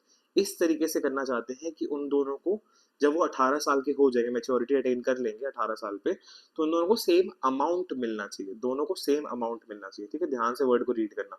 Current age of a son is 12, एक उसका बेटा 12 साल का है, एक अंकल का बेटा जो है 14 साल का है, और रेट ऑफ इंटरेस्ट दोनों में 5% है। ठीक है, तो मुझे बताना कि find the share received by his sons, तो मुझे बेसिकली बताना कितना शेयर उनको मिलेगा, इसके अकॉर्डिंग बेसिकली रेशियो बना सकते हो, एग्जैक्ट वैल्यूज बता सकते हो।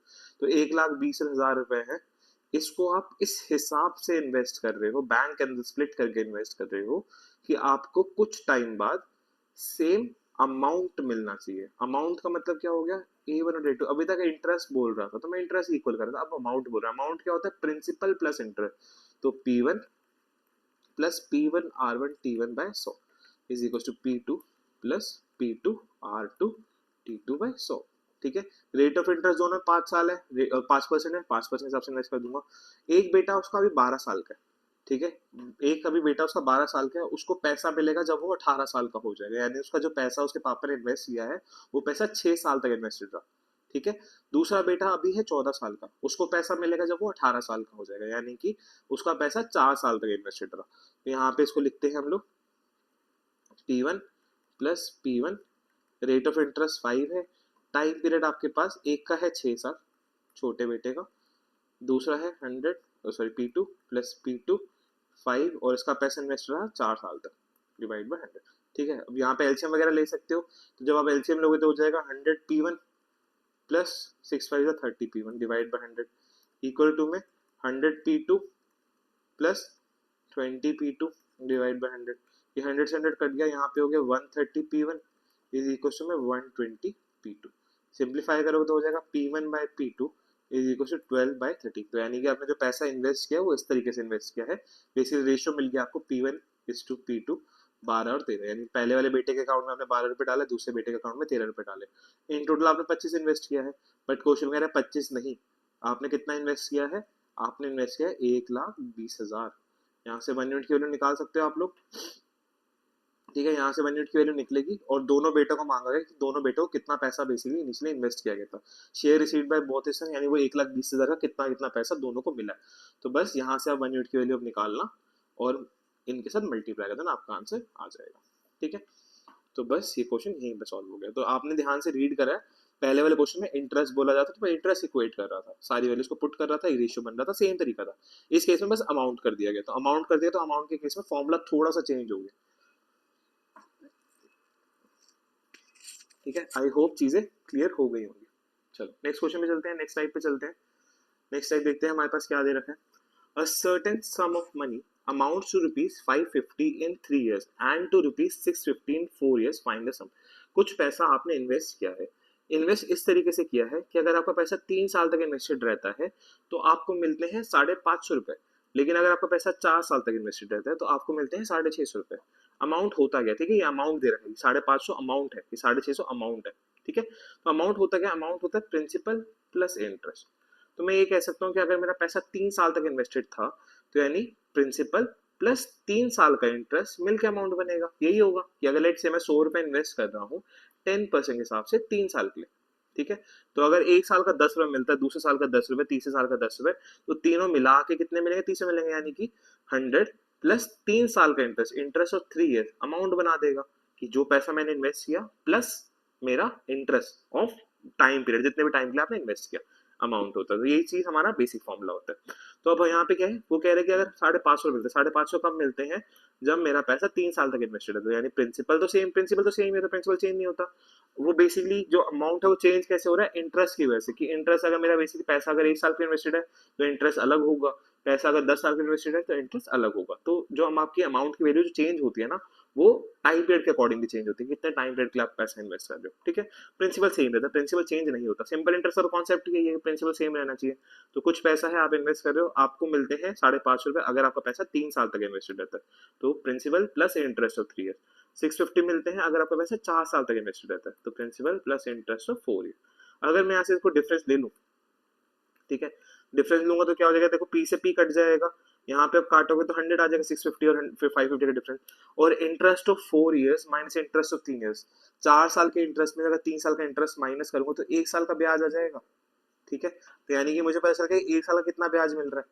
अगर 1 साल का ब्याज मुझे पता चल गया, मुझे निकालना क्या है? प्रिंसिपल। तो ये मेरे पास लेट से फर्स्ट इक्वेशन थी, ये मेरे पास सेकंड इक्वेशन है, तो इनमें किसी में पुट कर सकते हो। तो अगर 1 साल के मुझे 100 रुपए मिल रहे हैं तो 3 साल के कितने मिलते होंगे? 300 रुपए मिलते होंगे। तो अगर मैं फर्स्ट इक्वेशन का यूज करूंगा तो मैं उतनी वैल्यू पुट करूंगा जो मेरे को अकॉर्डिंगली क्वेश्चन में दे रखी है। ठीक है, कि अगर मैं 3 साल का इंटरेस्ट यूज करूंगा तो 3 से मल्टीप्लाई कर दूंगा, 4 साल का इंटरेस्ट यूज करूंगा तो 4 से मल्टीप्लाई कर दूंगा। ठीक है, तो 1 साल का अगर 100 रुपए है तो 3 साल का कितना होगा? 300 रुपए होगा। तो 550 is equal to P plus 300। तो पी की वैल्यू कितनी आ जाएगी यहाँ से? 250 रुपए। ठीक है, अगर आप दूसरी इक्वेशन में यूज करना चाहते हैं वहां भी कर सकते हैं कि ये प्रिंसिपल है प्लस इंटरेस्ट है 4 ईयर्स का, 4 साल का इंटरेस्ट है। 1 साल का अगर 100 रुपए कमाते हो तो 4 साल का आप कितना कमाओगे? 400 कमाओगे, 400 पुट कर दिया, माइनस करोगे यहाँ पे वही चीज सेम चीज 250 ही आएगा। ठीक है, तो पहली क्वेश्चन अगर यूज करोगे तो 3 साल का इंटरेस्ट पुट करना, दूसरी क्वेश्चन यूज करोगे तो 4 साल का इंटरेस्ट पुट करना। इस टाइप से इन क्वेश्चंस को डील किया जाता है। ठीक है, चलो आगे चलते हैं। A certain sum at simple interest amounts to rupees 1315 5 years।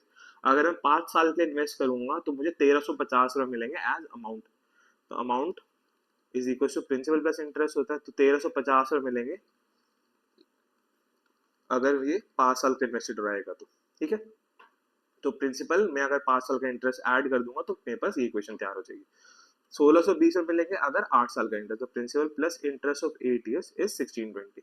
इसका डिफरेंस ले सकते हो आप, पी से पी कट जाएगा। ठीक है, 1620 में से अगर 1350 आप माइनस करोगे तो हो जाएगा आपके पास 270।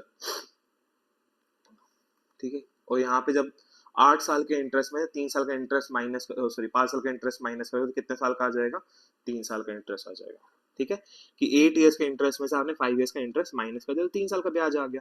तो 3 साल का मुझे अगर 270 में मिलता है तो 1 साल का कितना मिलेगा, 1 साल का मुझे मुझे मिलेगा, इसको डिवाइड कर देना। ठीक है, कि 3 साल का ब्याज अगर 270 है तो 1 साल का कितना हो जाएगा, 270/3, दैट विल बी 90 रुपीज। तो 1 साल के मुझे मिलते हैं 90 रुपए। मुझे निकालना है सम। अब सम निकालना है यानी प्रिंसिपल निकालना है। प्रिंसिपल कैसे निकालेंगे, या तो पहली क्वेश्चन पुट कर दो, दूसरी क्वेश्चन पुट कर दो। तो अगर 1 साल का 90 रुपए मिलता है तो 5 साल का कितना मिलता होगा, 450 मिलता होगा। तो यहाँ पे पुट कर देना 450, इससे प्रिंसिपल आपके पास आ जाएगा 900। ठीक है, सिमिलरली यहाँ करना चाहो यहाँ कर सकते हो, कि अगर 1 साल का 90 रुपए मिलता है तो 8 साल का कितना मिलेगा, 8 साल का मिलेगा 720 रुपए। 720 उधर जाकर माइनस होगा तो सेम चीज है। ठीक है, तो आप किसी भी इक्वेशन पुट करके आप आंसर निकाल सकते हो, दोनों इक्वेशन निकाल के वेरीफाई करने की जरूरत नहीं है। चलो नेक्स्ट क्वेश्चन करते हैं। A sum of rupees 400 becomes 448 at simple interest in 2 years। कि 400 रुपए आपने इन्वेस्ट किया, वो 448 हो गया। 400 इन्वेस्ट किया, 448 हो गया at simple interest in 2 years। ठीक है, तो 400 इन्वेस्ट किया, 448 हो गया। 400 इन्वेस्ट किया और कितना हो गया, 448 हो गया। तो कितना ब्याज मिला मुझे, मुझे मिला है 48 रुपीज इंटरेस्ट। कितने साल में मिला, 2 साल में मिला। तो 2 साल का इंटरेस्ट मेरा कितना है, 5। यहाँ पे क्वेश्चन मिक्स हुए हैं क्या, ठीक है, कोई दिक्कत नहीं। तो मेरे पास यहाँ पे क्या है, 400 रुपये इन्वेस्ट किया, 448 हो गए, तो मुझे 48 रुपये ब्याज मिला है 2 साल में।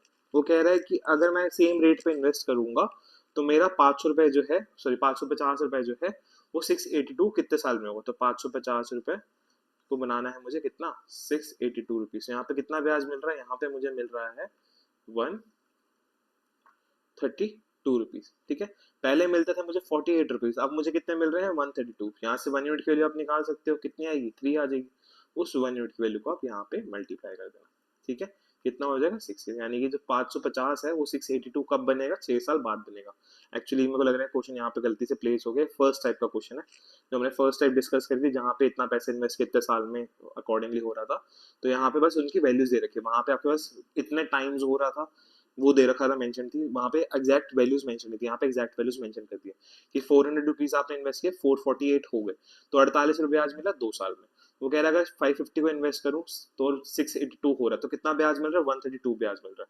पहले मिलता था 48, अब मिल रहा है 132। 1 यूनिट की वैल्यू 3 आएगी और उसको टाइम पीरियड से मल्टीप्लाई कर देना। ठीक है, चलो अब यहाँ पे क्या बोला जा रहा है, ये भी सेम टाइप से ही हो गया कि 5000 बिकम्स 5700 इन अ ईयर्स टाइम। 5000 है जो है 5700 हो गया एक साल के अंदर। 5000 इन्वेस्ट किया, 5700 रुपीज वापस मिले, यानी कितना ब्याज मिला, 700 ब्याज मिला एक साल में। वो कह रहे हैं what will rupees 7000 become at the end of 5 years at the same rate of interest. तो यहाँ पे रेट ऑफ इंटरेस्ट है कितना, कि 5000 पे इन्वेस्ट किया और आपको मिला 700 ब्याज। तो रेट ऑफ इंटरेस्ट निकाल सकते हैं। रेट ऑफ इंटरेस्ट कैसे निकाल सकते हैं, मुझे मिला है 700 ब्याज, कितने टाइम में मिला है, सॉरी 700 ब्याज मिला, कितने पे मिला है, 5000 पे मिला। ऐसे निकालते रेट ऑफ इंटरेस्ट के ऊपर रखते हैं हम लोग इंटरेस्ट का अमाउंट, कितना पैसा ब्याज मिला है, डिवाइड बाय में initial value. Initial value basically मैं कह सकता हूँ प्रिंसिपल इंटू में 100। ये 2 जीरो से 2 जीरो कट गया, ये 1 जीरो से 1 जीरो कट गया, 5 में जाएगा 14 पे। तो रेट ऑफ इंटरेस्ट हमारे पास कितना है, 14% का रेट ऑफ इंटरेस्ट है, कि मैं 14% के हिसाब से इन्वेस्ट कर रहा हूँ। अब वो क्या कह रहा है, what will 7000 becomes at the end of 5 years। अगर मैं 7000 रुपए को इन्वेस्ट करूँ 5 साल के लिए सेम रेट ऑफ इंटरेस्ट पे, तो कितना पैसा मुझे वापस मिलेगा, कितना पैसा बन जाएगा। तो 7000 रुपए इन्वेस्ट करने हैं 14% के हिसाब से 5 साल पे। तो 7000 बेसिकली 14%, 14% अगर एक साल का मिल रहा है तो 5 साल का मिलेगा आपको। 14 इंटू 5 कितना हो जाएगा, 70% हो जाएगा। ठीक है, आप इस दोनों को आपस में मल्टीप्लाई कर सकते हो। पीआरटी होता है ना formula, P into R into T into 100, यानी बेसिकली हम क्या करते हैं, रेट ऑफ टाइम को आपस में मल्टीप्लाई कर देते हैं। तो मैंने भी क्या किया, रेट ऑफ टाइम को आपस में मल्टीप्लाई कर दिया। तो 7000 पे इन्वेस्ट कर रहा हूँ 70%, 7000 का 70% हो जाएगा 4900। तो मुझे कितना पैसा वापस मिलेगा, मुझे मिलेगा 11900 रुपए वापस आफ्टर 5 years। ठीक है, आप डायरेक्टली इस तरीके से सॉल्व कर सकते हैं कि लेट, अगर मैं मतलब इसका एग्जांपल देता हूँ कि 100 रुपये अगर मैं इन्वेस्ट करूँ लेट से 10% के हिसाब से, तो अगर एक साल के लिए इन्वेस्ट किया तो मुझे 10 रुपये मिले, 2 साल के लिए इन्वेस्ट किया तो मुझे एक और 10 रुपये मिले, 3 साल के लिए इन्वेस्ट किया तो मुझे एक और 10 रुपये मिले। ठीक है, तो अगर मैं 10% के हिसाब से इन्वेस्ट कर रहा हूँ 100 रुपए को, एक साल के मुझे 10 मिलते हैं, 2 साल के मुझे 20 मिलते हैं, 3 साल के मुझे 30 मिलते हैं। यानी बेसिकली हम क्या करते हैं, रेट ऑफ इंटरेस्ट और टाइम पीरियड को आपस में ऐसे मल्टीप्लाई कर सकते हैं। ये फास्टर करने के लिए तरीका है। तो वरना आप नॉर्मली आप निकालोगे कि SI का फॉर्मूला लगाओगे फिर पुट करके ऐड करोगे, वो आपकी कॉल आप कर सकते हो वैसे भी, बट मेरे को ये फास्ट लगता है, माइंड में फटाफट कैलकुलेट करो और आपका तुरंत आंसर आ जाता है। ठीक है, चलो। A sum of money lent out at simple interest amounts to rupees 880 in 2 years and 920 in 3 years। यहाँ पे क्या बोला जा रहा है, कुछ पैसा आप इन्वेस्ट कर रहे हो, 880 होता है वो 2 साल में, तो अमाउंट हो रहा है बेसिकली। अमाउंट क्या होता है, प्रिंसिपल प्लस इंटरेस्ट। तो 880 रुपीज वापस मिलते हैं मुझे अगर मैं पैसा 2 साल का इन्वेस्ट करता हूँ, और 920 रुपीज वापस मिलते हैं अगर मैं पैसा 3 साल का इन्वेस्ट करता हूँ। इसका आप क्या कर सकते हो, डिफरेंस ले सकते हो, पी से पी कट जाएगा, यहाँ पे कितना आ जाएगा आपका 40, और यहाँ पे आ जाएगा 3 साल के ब्याज में से 1 साल 2 साल का ब्याज माइनस किया तो 1 साल का ब्याज आ जाएगा। यानी 1 साल का जो इंटरेस्ट है वो कितना है, 40 रुपीज है। मुझे क्या बताना है, मुझे निकालना है सम ऑफ मनी या प्रिंसिपल। ठीक है, सम निकालना है, सम ऑफ मनी प्रिंसिपल एक ही बात है, तो मुझे प्रिंसिपल निकालना है। प्रिंसिपल कैसे निकालेंगे, कहीं भी पुट कर दो इस वैल्यू को। तो अगर 1 साल का ब्याज 40 रुपए है तो 2 साल का ब्याज कितना होगा, 2 साल का ब्याज होगा 80। ठीक है, 1 साल का ब्याज अगर 40 है तो 2 साल का 80 होगा, यहाँ पुट कर दिया तो 880 is equal to P plus 80, तो प्रिंसिपल कितना आ जाएगा, 800। ठीक है, अगर मैं वही सेम चीज कर रहा हूँ कि अगर मेरे पास 40 रुपए है 1 साल का, तो 3 साल का कितना हो जाएगा, 120 रुपए हो जाएगा, 120 उधर जाएगा माइनस होगा, फिर से 800 आ जाएगा, तो सेम टाइप है। ठीक है, amount is equal to principal plus interest होता है, सिंप्लीफाई किया आपका आंसर आ गया। ठीक है, नेक्स्ट स्टेप पे चलते हैं। नेक्स्ट टाइप क्या दे रखे आपके पास, if a simple interest on ₹625 increases by 25 and time increases by 2 years, find rate percent per annum. वो कह रहा है कि अगर आप लेट से 625 रुपए इन्वेस्ट कर रहे हो, ठीक है, if the simple interest on ₹625 यानी कि आप 625 रुपए आप इन्वेस्ट कर रहे हो, और अगर मैं उसका टाइम पीरियड चेंज कर दूंगा तो मुझे कुछ एक्स्ट्रा पैसा ब्याज मिल जाएगा, 25 रुपए एक्स्ट्रा ब्याज मिल जाएगा। तो मुझे बताना मैंने किस रेट परसेंट के हिसाब से इन्वेस्ट किया। ठीक है, कि मेरे पास कुछ पैसा है उसको मैं इन्वेस्ट कर रहा हूँ, अगर मैं टाइम पीरियड को चेंज करूंगा तो मेरा रेट ऑफ इंटरेस्ट बेसिस जो मेरा टोटल वैल्यू है या जो मेरा इंटरेस्ट का अमाउंट है वो चेंज हो जाएगा। ठीक है, इसका मतलब क्या हुआ, लेट से अगर मेरे पास 100 रुपए है, ठीक है, अगर मेरे पास 100 रुपए थे, तो अगर 100 रुपए को 10% हिसाब से इन्वेस्ट करूँ तो मुझे, अगर मैं 1 साल को इन्वेस्ट करूँगा तो मुझे 10 रुपए मिलेंगे, अगर मैं 2 साल का इन्वेस्ट करूंगा तो मुझे 20 रुपए मिलेंगे, इन दोनों को मिला के है ना 10-10 रुपए। अगर मैं 4 साल का इन्वेस्ट करूंगा तो मुझे 40 रुपए मिलेंगे। यही चीज होती है कि यानी जितना मैं टाइम पीरियड को चेंज करता जा रहा हूँ मेरा जो वैल्यू है वो चेंज होती जा रही है। ऐसे ही होता है कि 100 रुपए अगर 1 साल से इन्वेस्ट करूँ 10% से 1 साल का 10 रुपए मिलेगा, 2 साल है तो 20 रुपए, 3 साल है तो 30 रुपए, 4 साल है तो 40 रुपए। यानी कि होता क्या है, जैसे जैसे हम टाइम चेंज करते जाते हैं वैसे वैसे मेरा रेट ऑफ जो आपका बेसिकली इंटरेस्ट का जो अमाउंट आ रहा होता है, कितना ब्याज मिल रहा होता है, ब्याज बढ़ता जाता है या ब्याज चेंज होता जाता है। ठीक है, ऐसा होता है। तो यानी बेसिकली मैं ये कह सकता हूँ ये जो एक्स्ट्रा 25 रुपए मिल रहे हैं, ये जो एक्स्ट्रा 25 रुपए मिल रहे हैं ये 2 साल में मिल रहे हैं। ऐसा ही हुआ है कि मेरे पास हो क्या रहा है कि 625 रुपए इन्वेस्ट कर रहा हूँ, वो जो 25 उस पे 25 रुपए एक्स्ट्रा मिल जाता है अगर मैं 2 साल का इन्वेस्ट कर 2 साल ज्यादा के लिए इन्वेस्ट करता हूँ। ठीक है, कि अगर मैं टाइम पीरियड को 2 साल से इंक्रीज किया तो मेरा इंटरेस्ट 25 से इंक्रीज हो गया, यानी कि मुझे जो पैसा है 2 साल का 25 रुपए मिला है, तो 1 साल का पैसा कितना मिल रहा होगा, 1 साल का मिल रहा होगा 25/2 यानी कि 12.5 रुपए। और मुझे एक चीज पता है कि सिंपल इंटरेस्ट के केस में रेट परसेंट अगर सेम है तो आपके जो इंटरेस्ट की वैल्यू आती है वो सेम ही रहती है। यानी कि अगर आप 100 को 10% के हिसाब से इन्वेस्ट करो तो हर साल 10 ही मिलेगा, कभी 11 या 12 नहीं होगा वो। यानी कि आपको अगर 1 साल का 12.5 मिल रहा है इस केस के हिसाब से, तो हर साल जितने भी सालों के लिए आपने इन्वेस्ट किया होगा तो हर साल 12.5 ही मिला होगा। ठीक है, तो आपका रेट ऑफ मतलब बेसिकली आपको इंटरेस्ट पता चलेगा कितना ब्याज मिल रहा है, आपको मिल रहा है 12.5 रुपए। मुझे निकालना है क्या, रेट परसेंट। रेट परसेंट कैसे निकालते हैं, कितना ब्याज मिला, कितने पे मिला, 625 में मिला इंटू में 100। ठीक है, कि मैंने 625 रुपए इन्वेस्ट किए हैं, इस तरीके से इन्वेस्ट किए हैं कि मेरे को बेसिकली अगर मैं टाइम पीरियड को चेंज कर रहा हूँ तो मुझे कुछ एक्स्ट्रा पैसा मिल जा रहा है। यानी वो 2 साल के लिए जो मैंने एक्स्ट्रा इन्वेस्ट किया है उसके मुझे 25 रुपए मिलेगा, 2 साल का 25 मिला है तो 1 साल का मुझे कितना मिला होगा, 12.5। ये 12.5 हर साल कांस्टेंट रहा होगा क्योंकि रेट परसेंट तो मैंने चेंज करा ही नहीं कहीं पे भी। और सिंपल इंटरेस्ट के केस में प्रिंसिपल अगर आपका सेम है और रेट ऑफ इंटरेस्ट भी आप चेंज नहीं कर रहे तो हर साल सेम ही ब्याज मिलता है, सेम अमाउंट का इंटरेस्ट, मतलब बेसिकली सेम ही अमाउंट आपको एज अ इंटरेस्ट मिलता है। ठीक है, तो कितना ब्याज मिला, 12.5, कितने पे मिला, 625 में इंटू में, यहाँ पे इसको सॉल्व कर लेंगे, ये चला जाएगा 5 पे और ये 0 से 0 ये आ गया 2 पे। यानी कि मेरा रेट ऑफ इंटरेस्ट कितना है, मैंने पैसे को 2% के हिसाब से इन्वेस्ट किया तो मेरा आंसर कितना है 2%। ठीक है, चलो आगे चलते हैं। the simple interest on ₹1000 is increased by 20 if the time is increased by 2 years। वो कह रहा है कि 1000 रुपए मेरे पास प्रिंसिपल है, 1000 रुपए को अगर मैं इन्वेस्ट कर रहा हूँ, अगर मैं टाइम पीरियड को चेंज करता हूँ तो मेरा इंटरेस्ट भी चेंज हो जाता है। तो 2 साल के लिए अगर मैं ज्यादा इन्वेस्ट कर दूँ तो मुझे 20 रुपए ज्यादा मिलते हैं। तो यानी 1 साल का कितना मिलता होगा ब्याज मुझे? 1 साल का 10 रुपए मिलता होगा। ठीक है, कि 2 साल के लिए 20 रुपए मिलते हैं मुझे, तो 1 साल का 10 मिलता होगा। रेट ऑफ इंटरेस्ट कैसे निकालते हैं? कितना ब्याज मिला, कितने पे मिला। प्रिंसिपल तो मेरा 1000 है, ठीक है, ये जो 1000 है वो मेरा क्या है? पी है, इनटू में 100। सिंप्लीफाई कर लो, 2 जीरो से 2 जीरो, ये 0, यानी कि 1% के हिसाब से मेरा पैसा इन्वेस्टेड है। ये मेरा आंसर हो जाएगा। ठीक है, चलो आगे चलते हैं।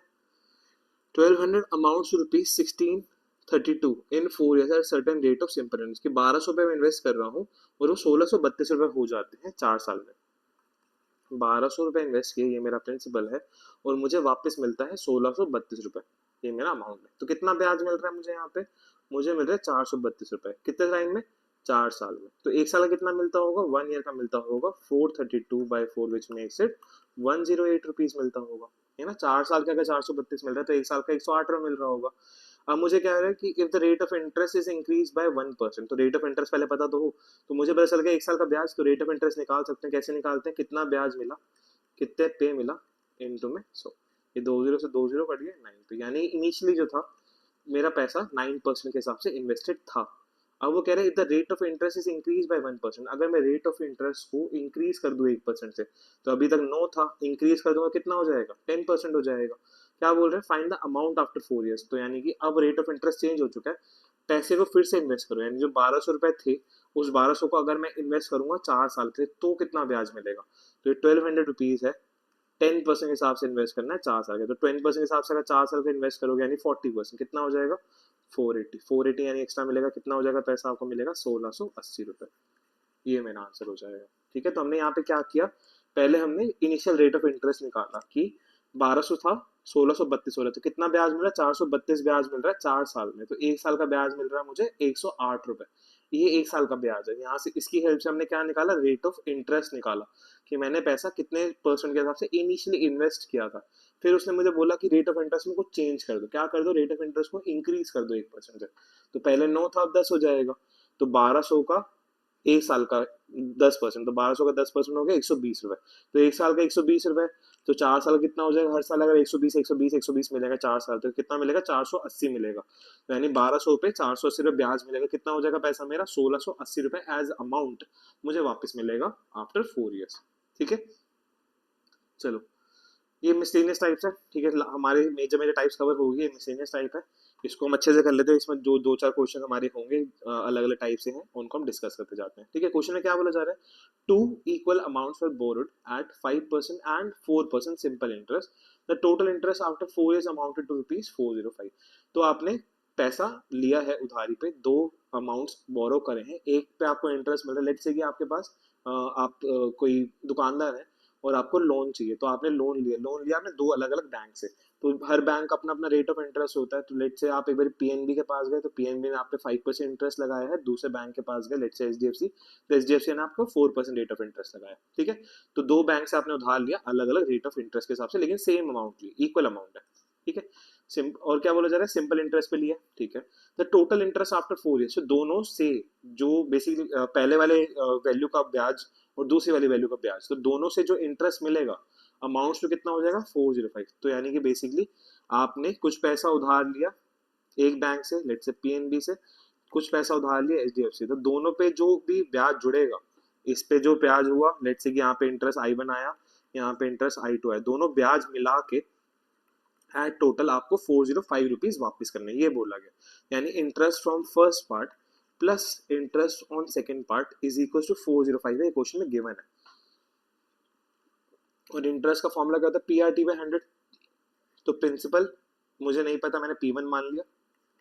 रेट ऑफ इंटरेस्ट आपके पास है पहले वाली स्कीम में 5%, टाइम पीरियड है 4 साल, डिवाइड बाय 100।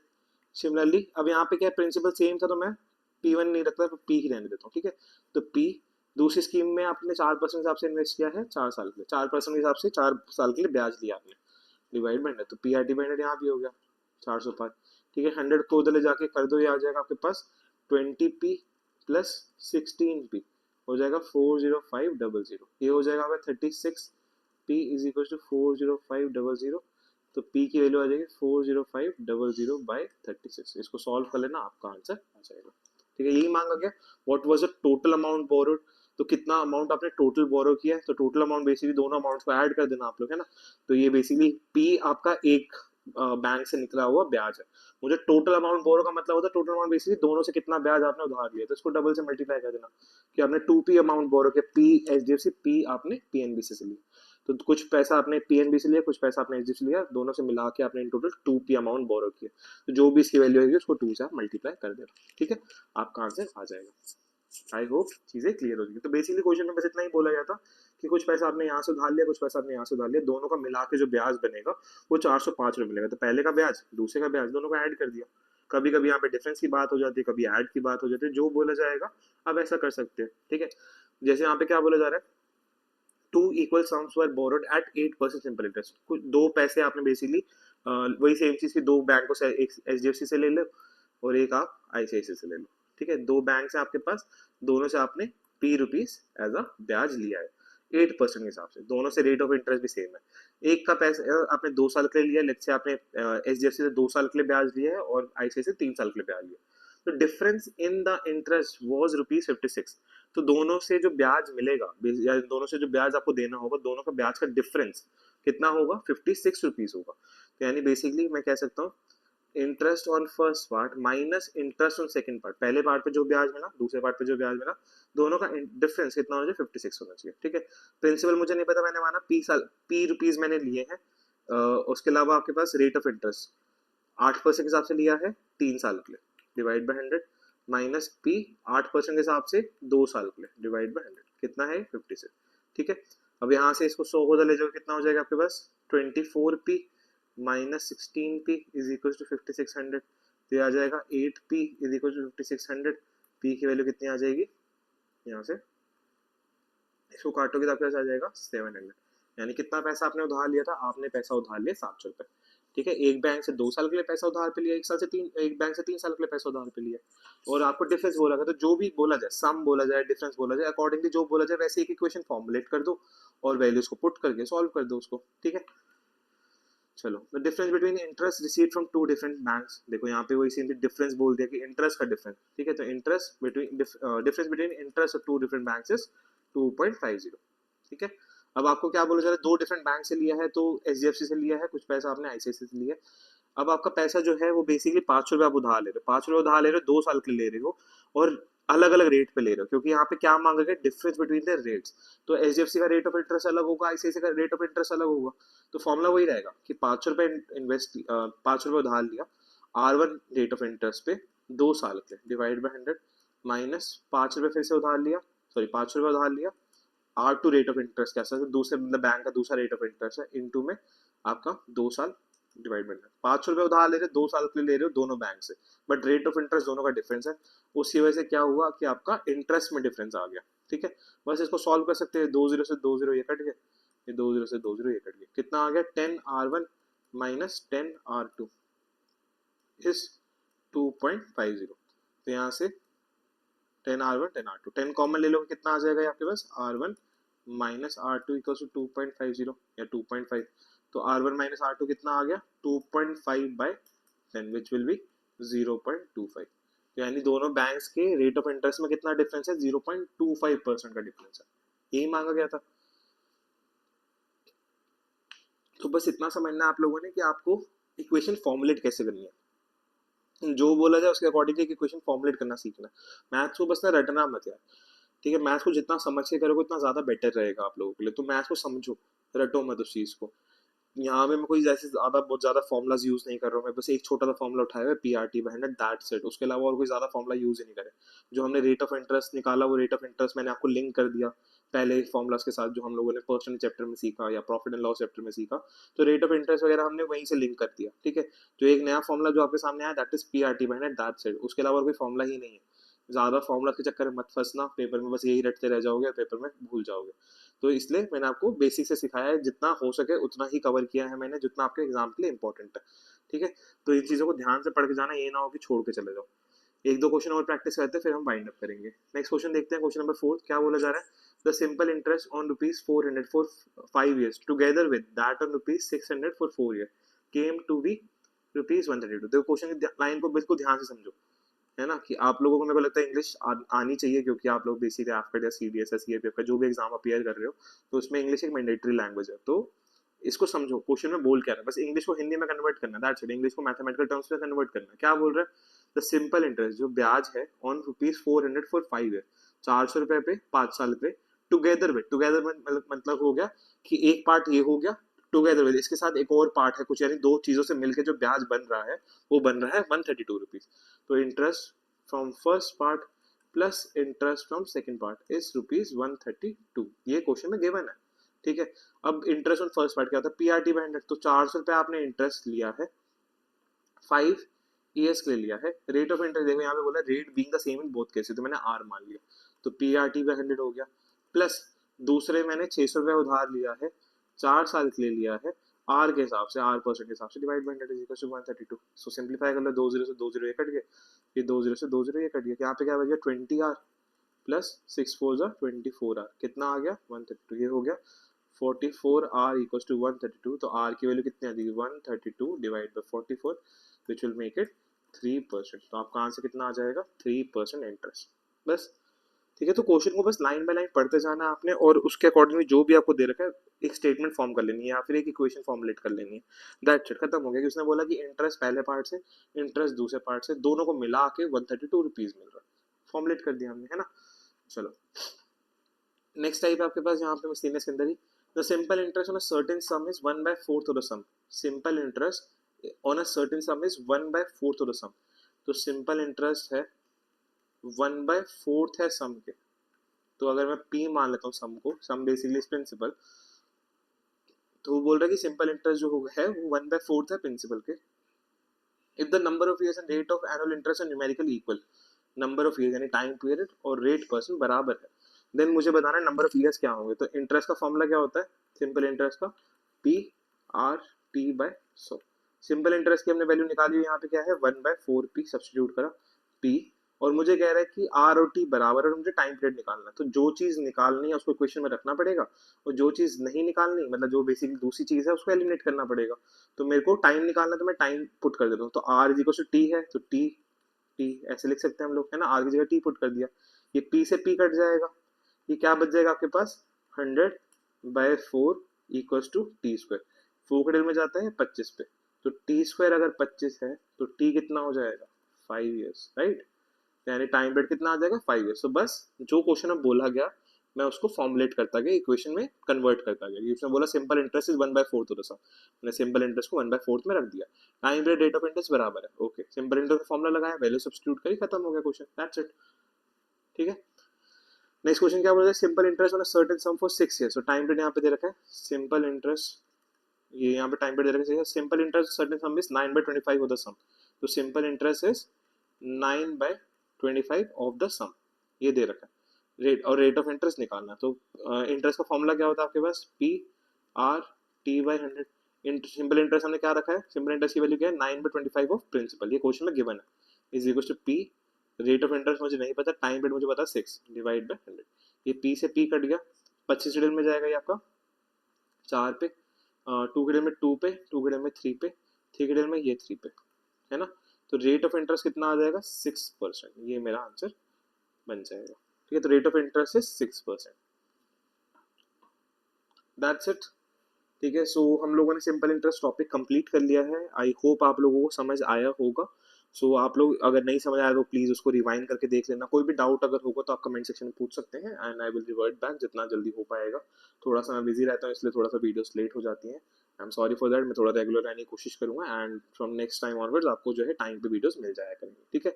सो आज की क्लास को इतना ही रखते हैं, I hope you guys enjoyed this session, so please like it and please share it with your friends as well, जिसको भी जो भी मतलब तैयारी कर एग्जाम में तो अब ज़्यादा दिन रहे नहीं है, और जितना ज़्यादा हो सके तो ज़्यादा प्रैक्टिस करो, ठीक है, क्योंकि अब ये लास्ट का टाइम है, मॉक टेस्ट वगैरह दो, उससे ज़्यादा और कुछ नहीं हो पाएगा, है ना। तो bye bye guys, take care and जय हिंद, see you in the next class.